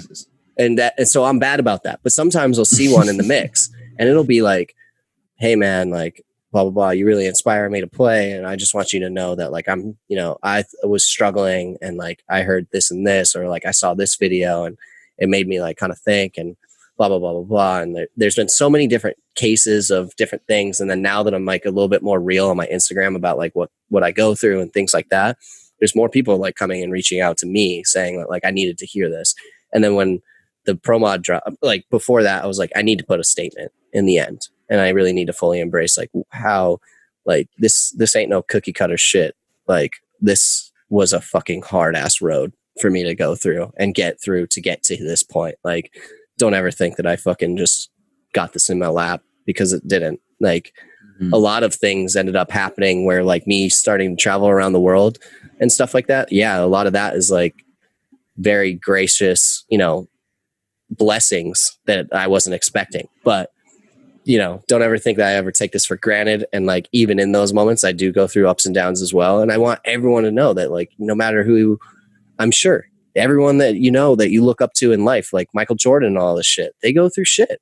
Everyone goes through shit. So don't just think that like, because you are traveling the world or you have a bunch of money or you have all this and this, that they got everything figured out, because they don't. They do in moments, but not you know, I think it's important to like just be humble about that experience as well. And then if other people can see that you're living the dream life, but you are struggling too, it's good for them to know, because then it's like, I'm not alone. You know, I don't want anybody to feel like they're alone in this. And, you know, like I said, like we said, fuck 2020, but like we're all going through it. And if we can go through it together, like I said, sometimes I respond to those, but I thought that it was important to put that at the end, because, you know, right now I'm 28, trying to be like more of a leader in kendama, not just like reckless ass party guy that, you know, well, I'm still reckless party guy, but like, you know, I'm trying to be like better. I'm trying to be better about it. You know what I mean? Yeah. Take a little more caution. Yeah, I'm not perfect. And I've been through things in my life where like sometimes that stuff like comes back into my head and I gotta like get away from it. Like, and that's why I'm trying to embrace it instead. Yeah. So no more escapism, you know, like just fully embrace it. Yeah, it's a part of me. So it's a part of me and it's helped me out. And so like now I just like don't even party as hard to like forget. I party hard just to party hard and enjoy the moment with my homies, you know? That's what's up. Yeah. WCK. So dude, this has been a fucking great episode. Hell yeah. Like, thank you. I've had a lot of fun. This is good. I hope all the people that thought you were a dick don't believe that anymore. Even if they didn't meet you yet in person, they can come and say hello and maybe share a story of their similar. I love hearing other people's stories too. Like I love it because, like I said, we've all been through our shit. It just seems like some of my shit's just like fucking ridiculous. So it is pretty heavy. I'm gonna have to say it is pretty fucking heavy, dude. But it just, you know, amounts to the awesome person that you are. Yeah, I appreciate that. Norks, you guys are incredible as well. Yeah, I was gonna say, MJ, this is kind of the time where we open up some Patreon questions, right? Yes. But I have one quick special guest question, just because I saw him today. Oh yeah, and I told him I was going to be doing this with you, Nork. So I got a question, a little blurb from our boy Rick. Ricky. So Rick is actually it's kind of a 2-question thing. So he says, ask Max about a book's a book. A book is a book. Oh my God. I totally forgot about that. Yeah. I think that's from a very drunk moment from me where I'm just like, and he was around. God, wait, Kevin, were you there for that? A book is a book?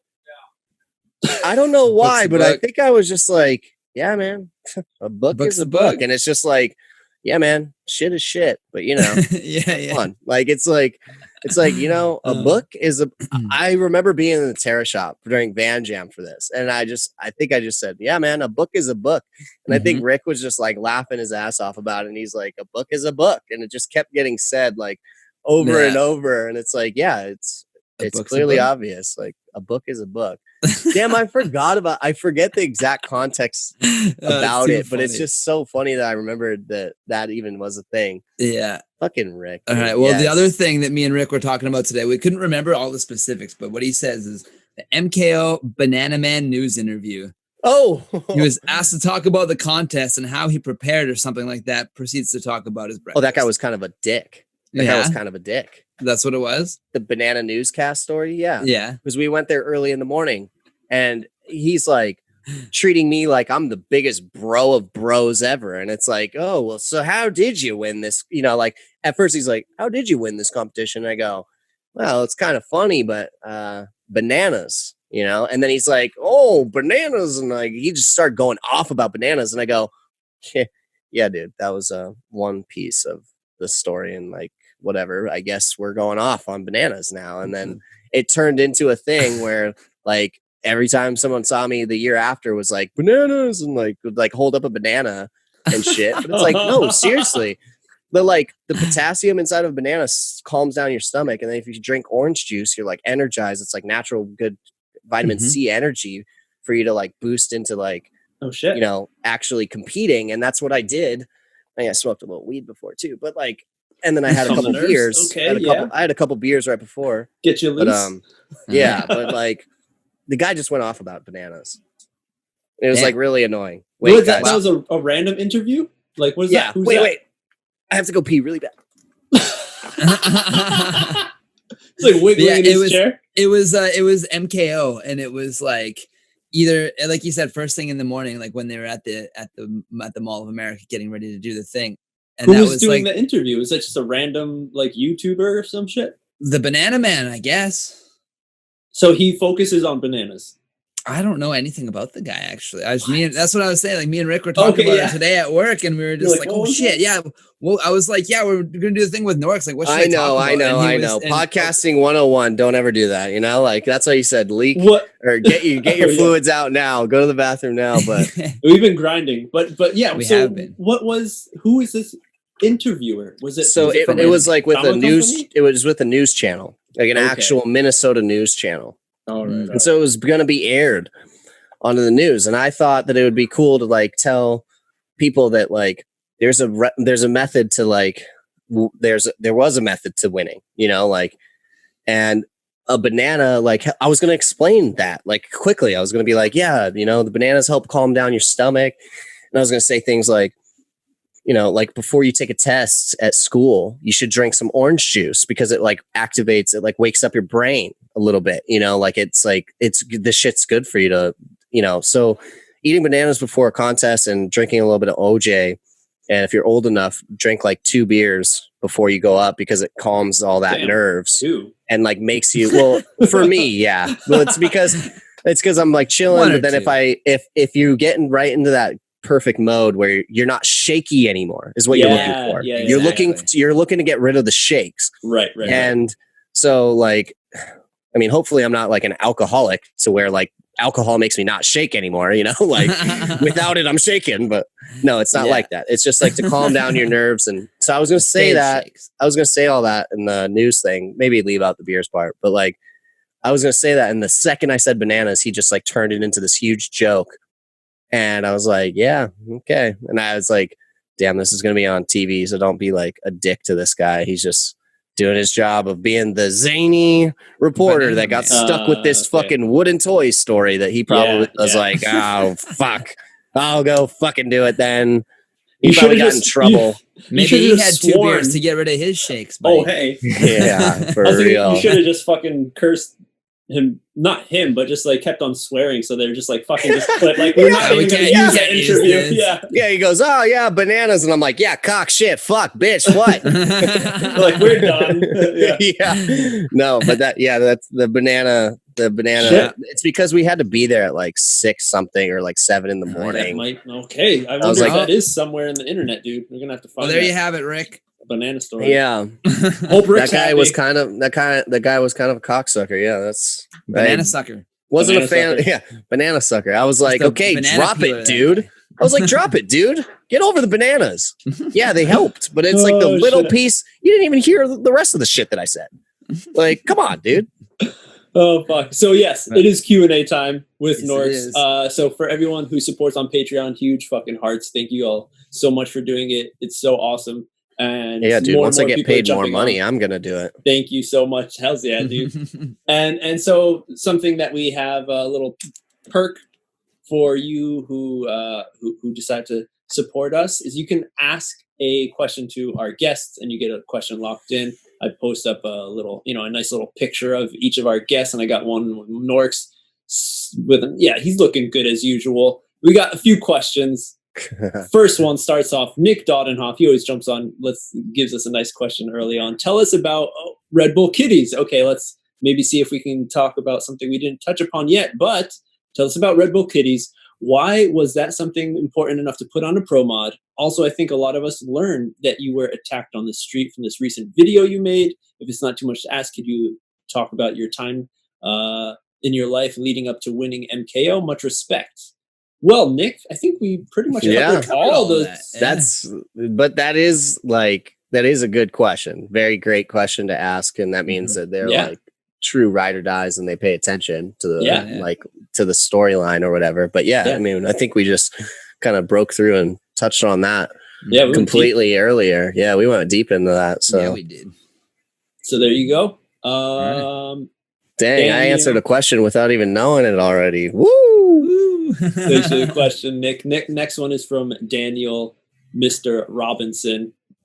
He says, in your eyes, what are the consistencies and differences in kendama and in the kendama culture from when you started to now. Wow. Meaning, what he gives a little explanation because maybe he thinks like, maybe you didn't understand that. Meaning, it says, what do you think has stayed the same and what has changed? Right. I love you. He finishes. I love you.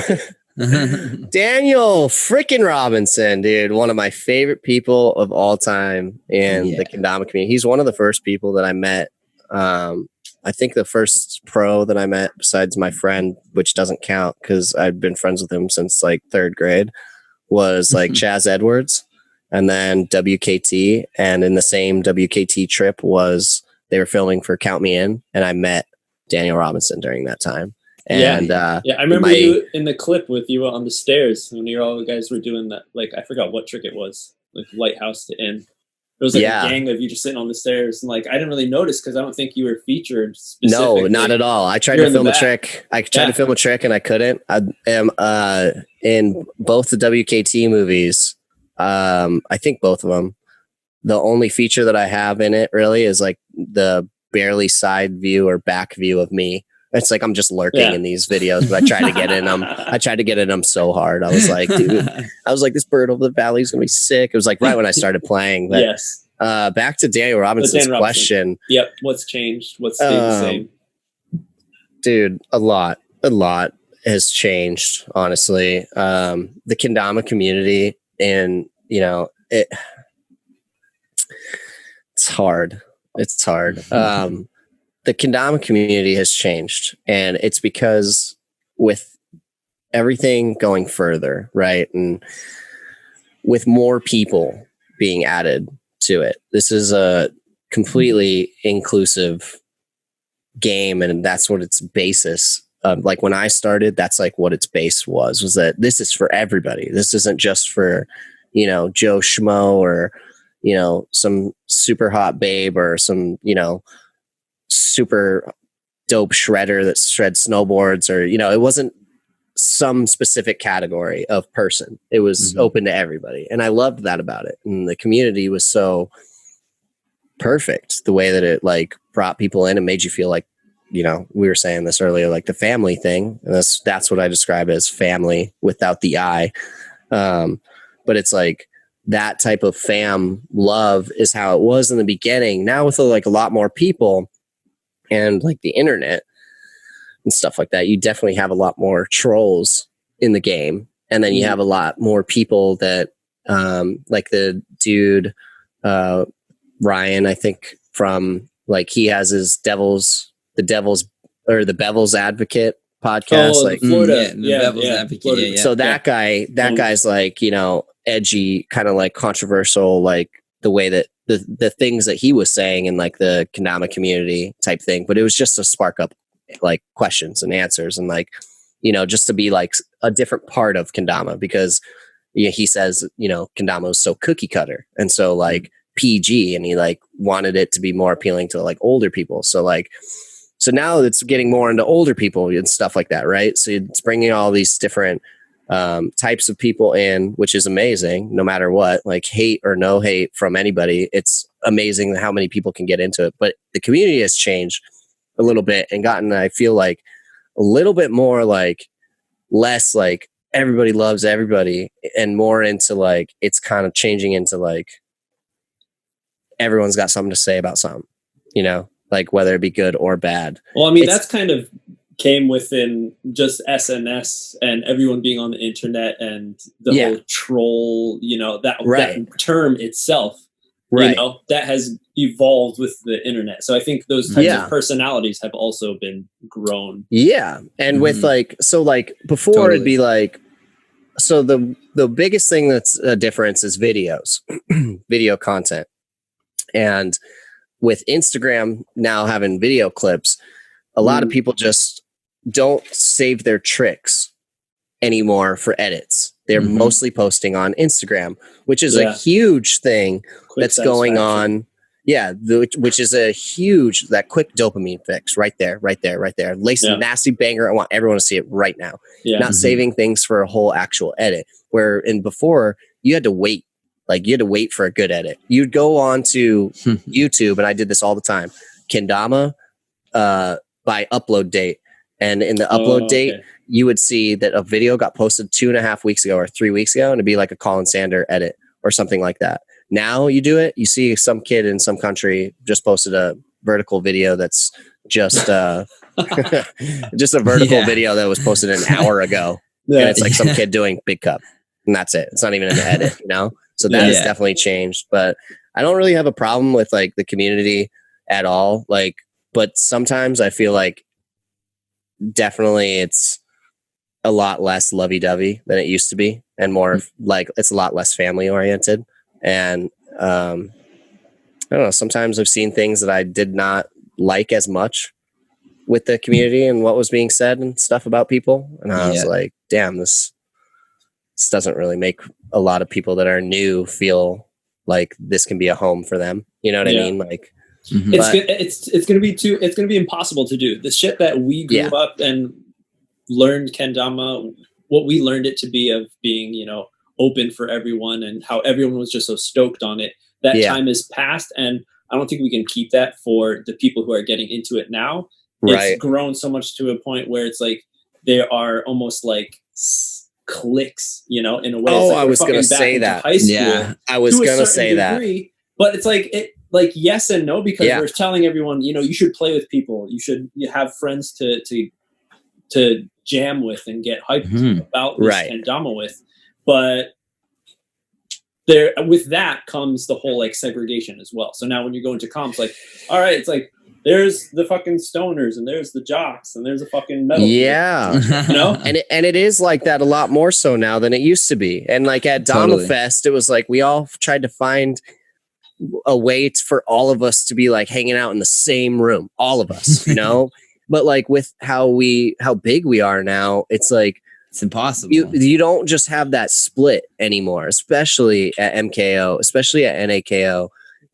There is no more of that split that's like stay at the hotel that the pros are staying at, you know, like that gets a little bit like I get it, and I'm down to hang out with kids all day, you know, but then there is that time, like, you know, I've seen people say some stuff that's like, if you're a kendama pro and you like, you know, don't spend your time trying to teach people blah, blah, blah, you know, to a point, I do agree about that. But there is time where, you know, you got to have an off button. Like it's, totally. You got to set yourself aside, and like, you've been doing it all day. Can't keep doing it, you know, like you'll be exhausted at that point. And so like, there is some separate time that you do need to separate, you know, where you only get to see these people for so little time that you do want to spend time with your other pros, and you want to spend time. And then now it's different because it's like, well, whose room is hanging out in what room, and whose whatever is hanging out where. And it's like, and then there'll be a kid in the mix or something, like some kid will get into the hotel room or something like that. And it's like, oh shit. Like we're like kind of, you know, we're playing our speaker, we're partying, and like a kid will walk by and they'll either be too shy to walk in, or all of a sudden there's a kid in there or something. And you're like, oh man, like this is a weird like difference where like things used to be separate, but now not anymore. It's not really a huge problem, but like the, you know, the click thing that you were saying, that happens a lot more, because it's like, all right, well, which crew is like the suites room? And then where are the Kusa guys chilling at? And then, and not saying those cliques are like out to attack one another, you know, it could just be like, you know, oh, these types of people jive with those types of people. So okay, you guys, and there is a time where we all try to be in the same room, but before it was like, oh, we're always trying to be in the same no clique. Like we are the clique. We are the clique. And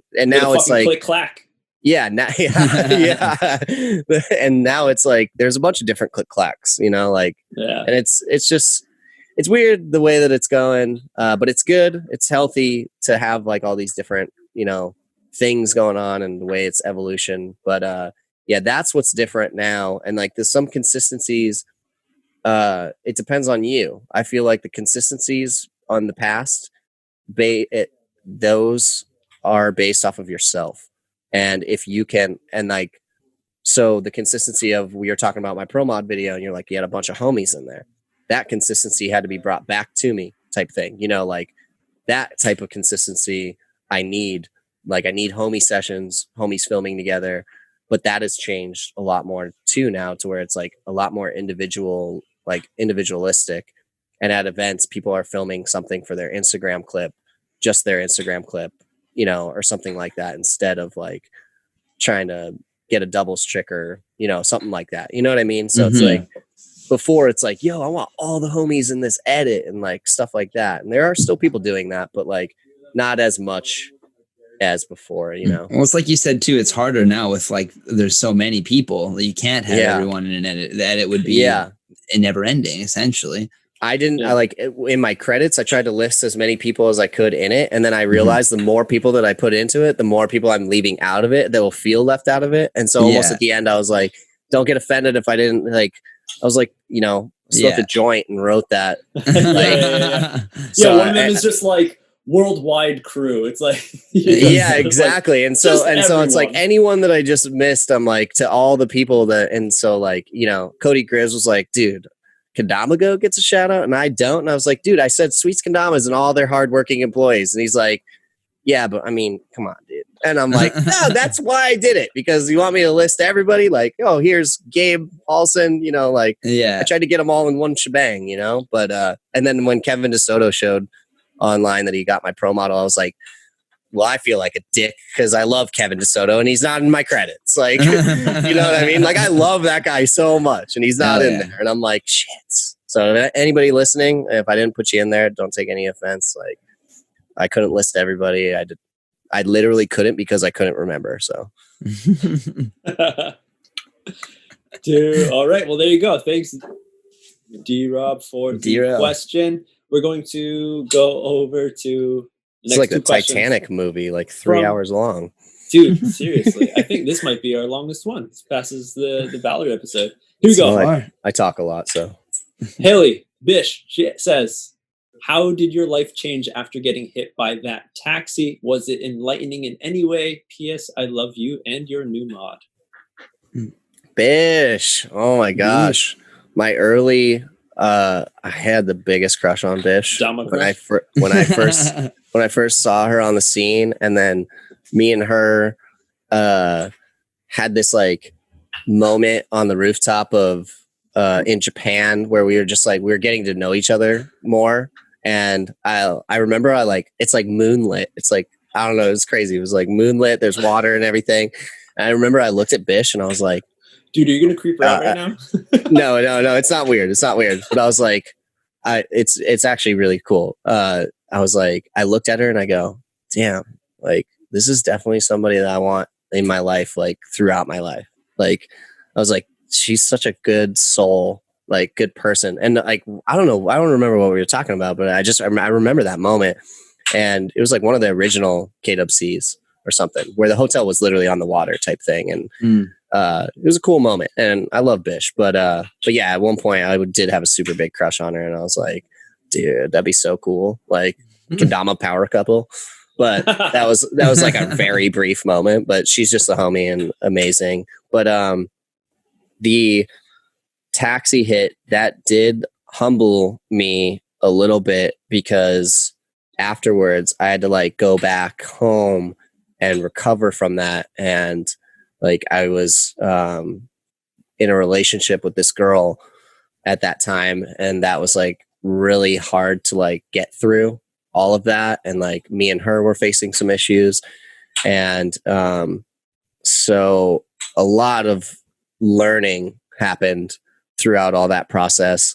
And I definitely came out of that situation knowing that yes, I am lucky to still be alive, because I could have been dead from that if I got hit the wrong way, or it could have ran me over, you know, like so many different case scenarios of bad things. But yeah, I'm lucky, but also like, we are not indestructible and we're not as invincible as we think sometimes. And those things that you say to yourself, that'll never happen to me, don't ever say that, because like sometimes you'll be skating through the street and a fucking taxi will hit you, and you never knew that was going to happen, nor did you want it to, but it'll, you know, that taught me that anything can happen at any time, and any grudges or any bad feelings that you have towards anyone or anything, try to work that out and try to get that like done with in your head to a good point where you can be content with that situation, whether it be a relationship thing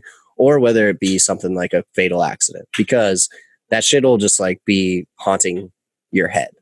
So that taught me a lot to just like, damn, I could die tomorrow. We could all just die tomorrow. And like, how do you want to spend the rest of this time on this planet?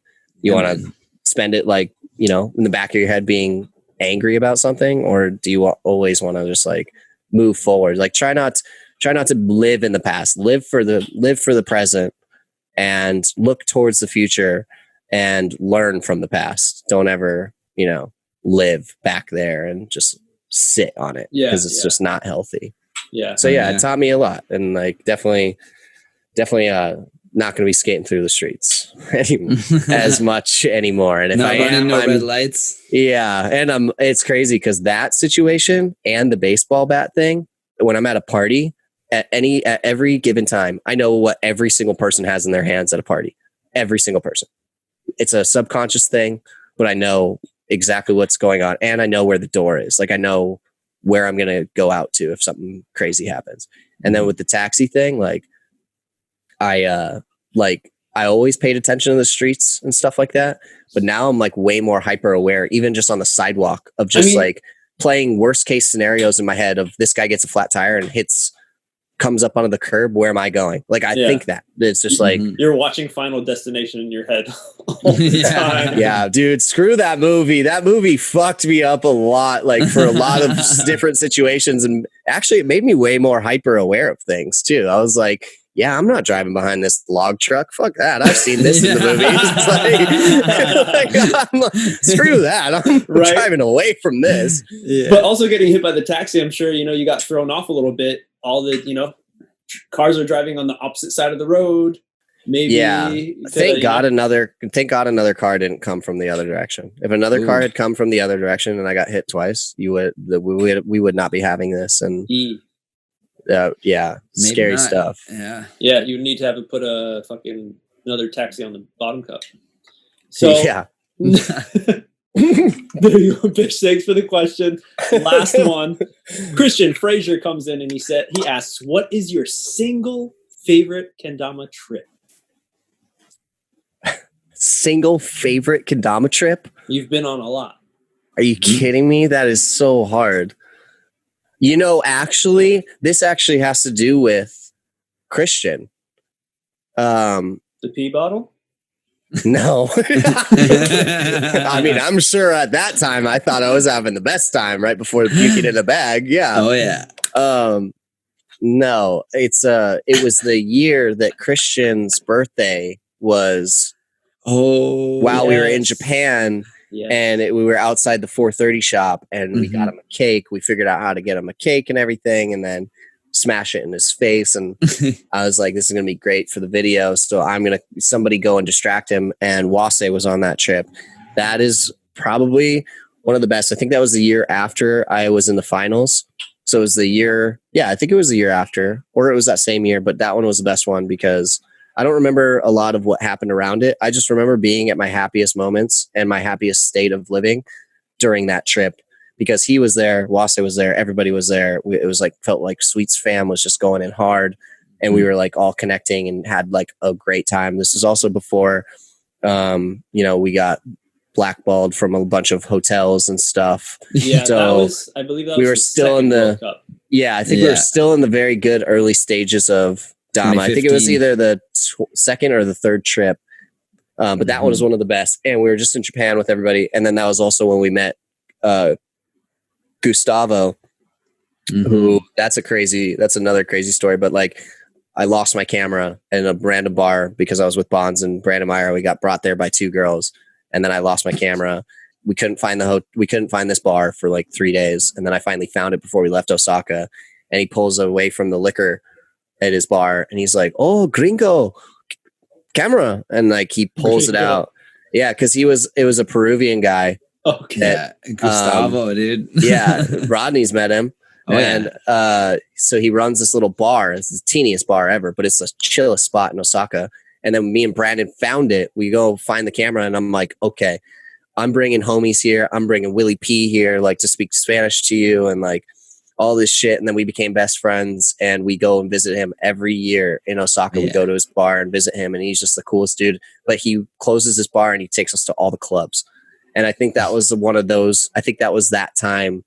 That was that time as well. That same trip. It was. And so a lot of those moments are really, what a good question. But it's so hard when you've been on so many, and I hate to say it, but you do forget.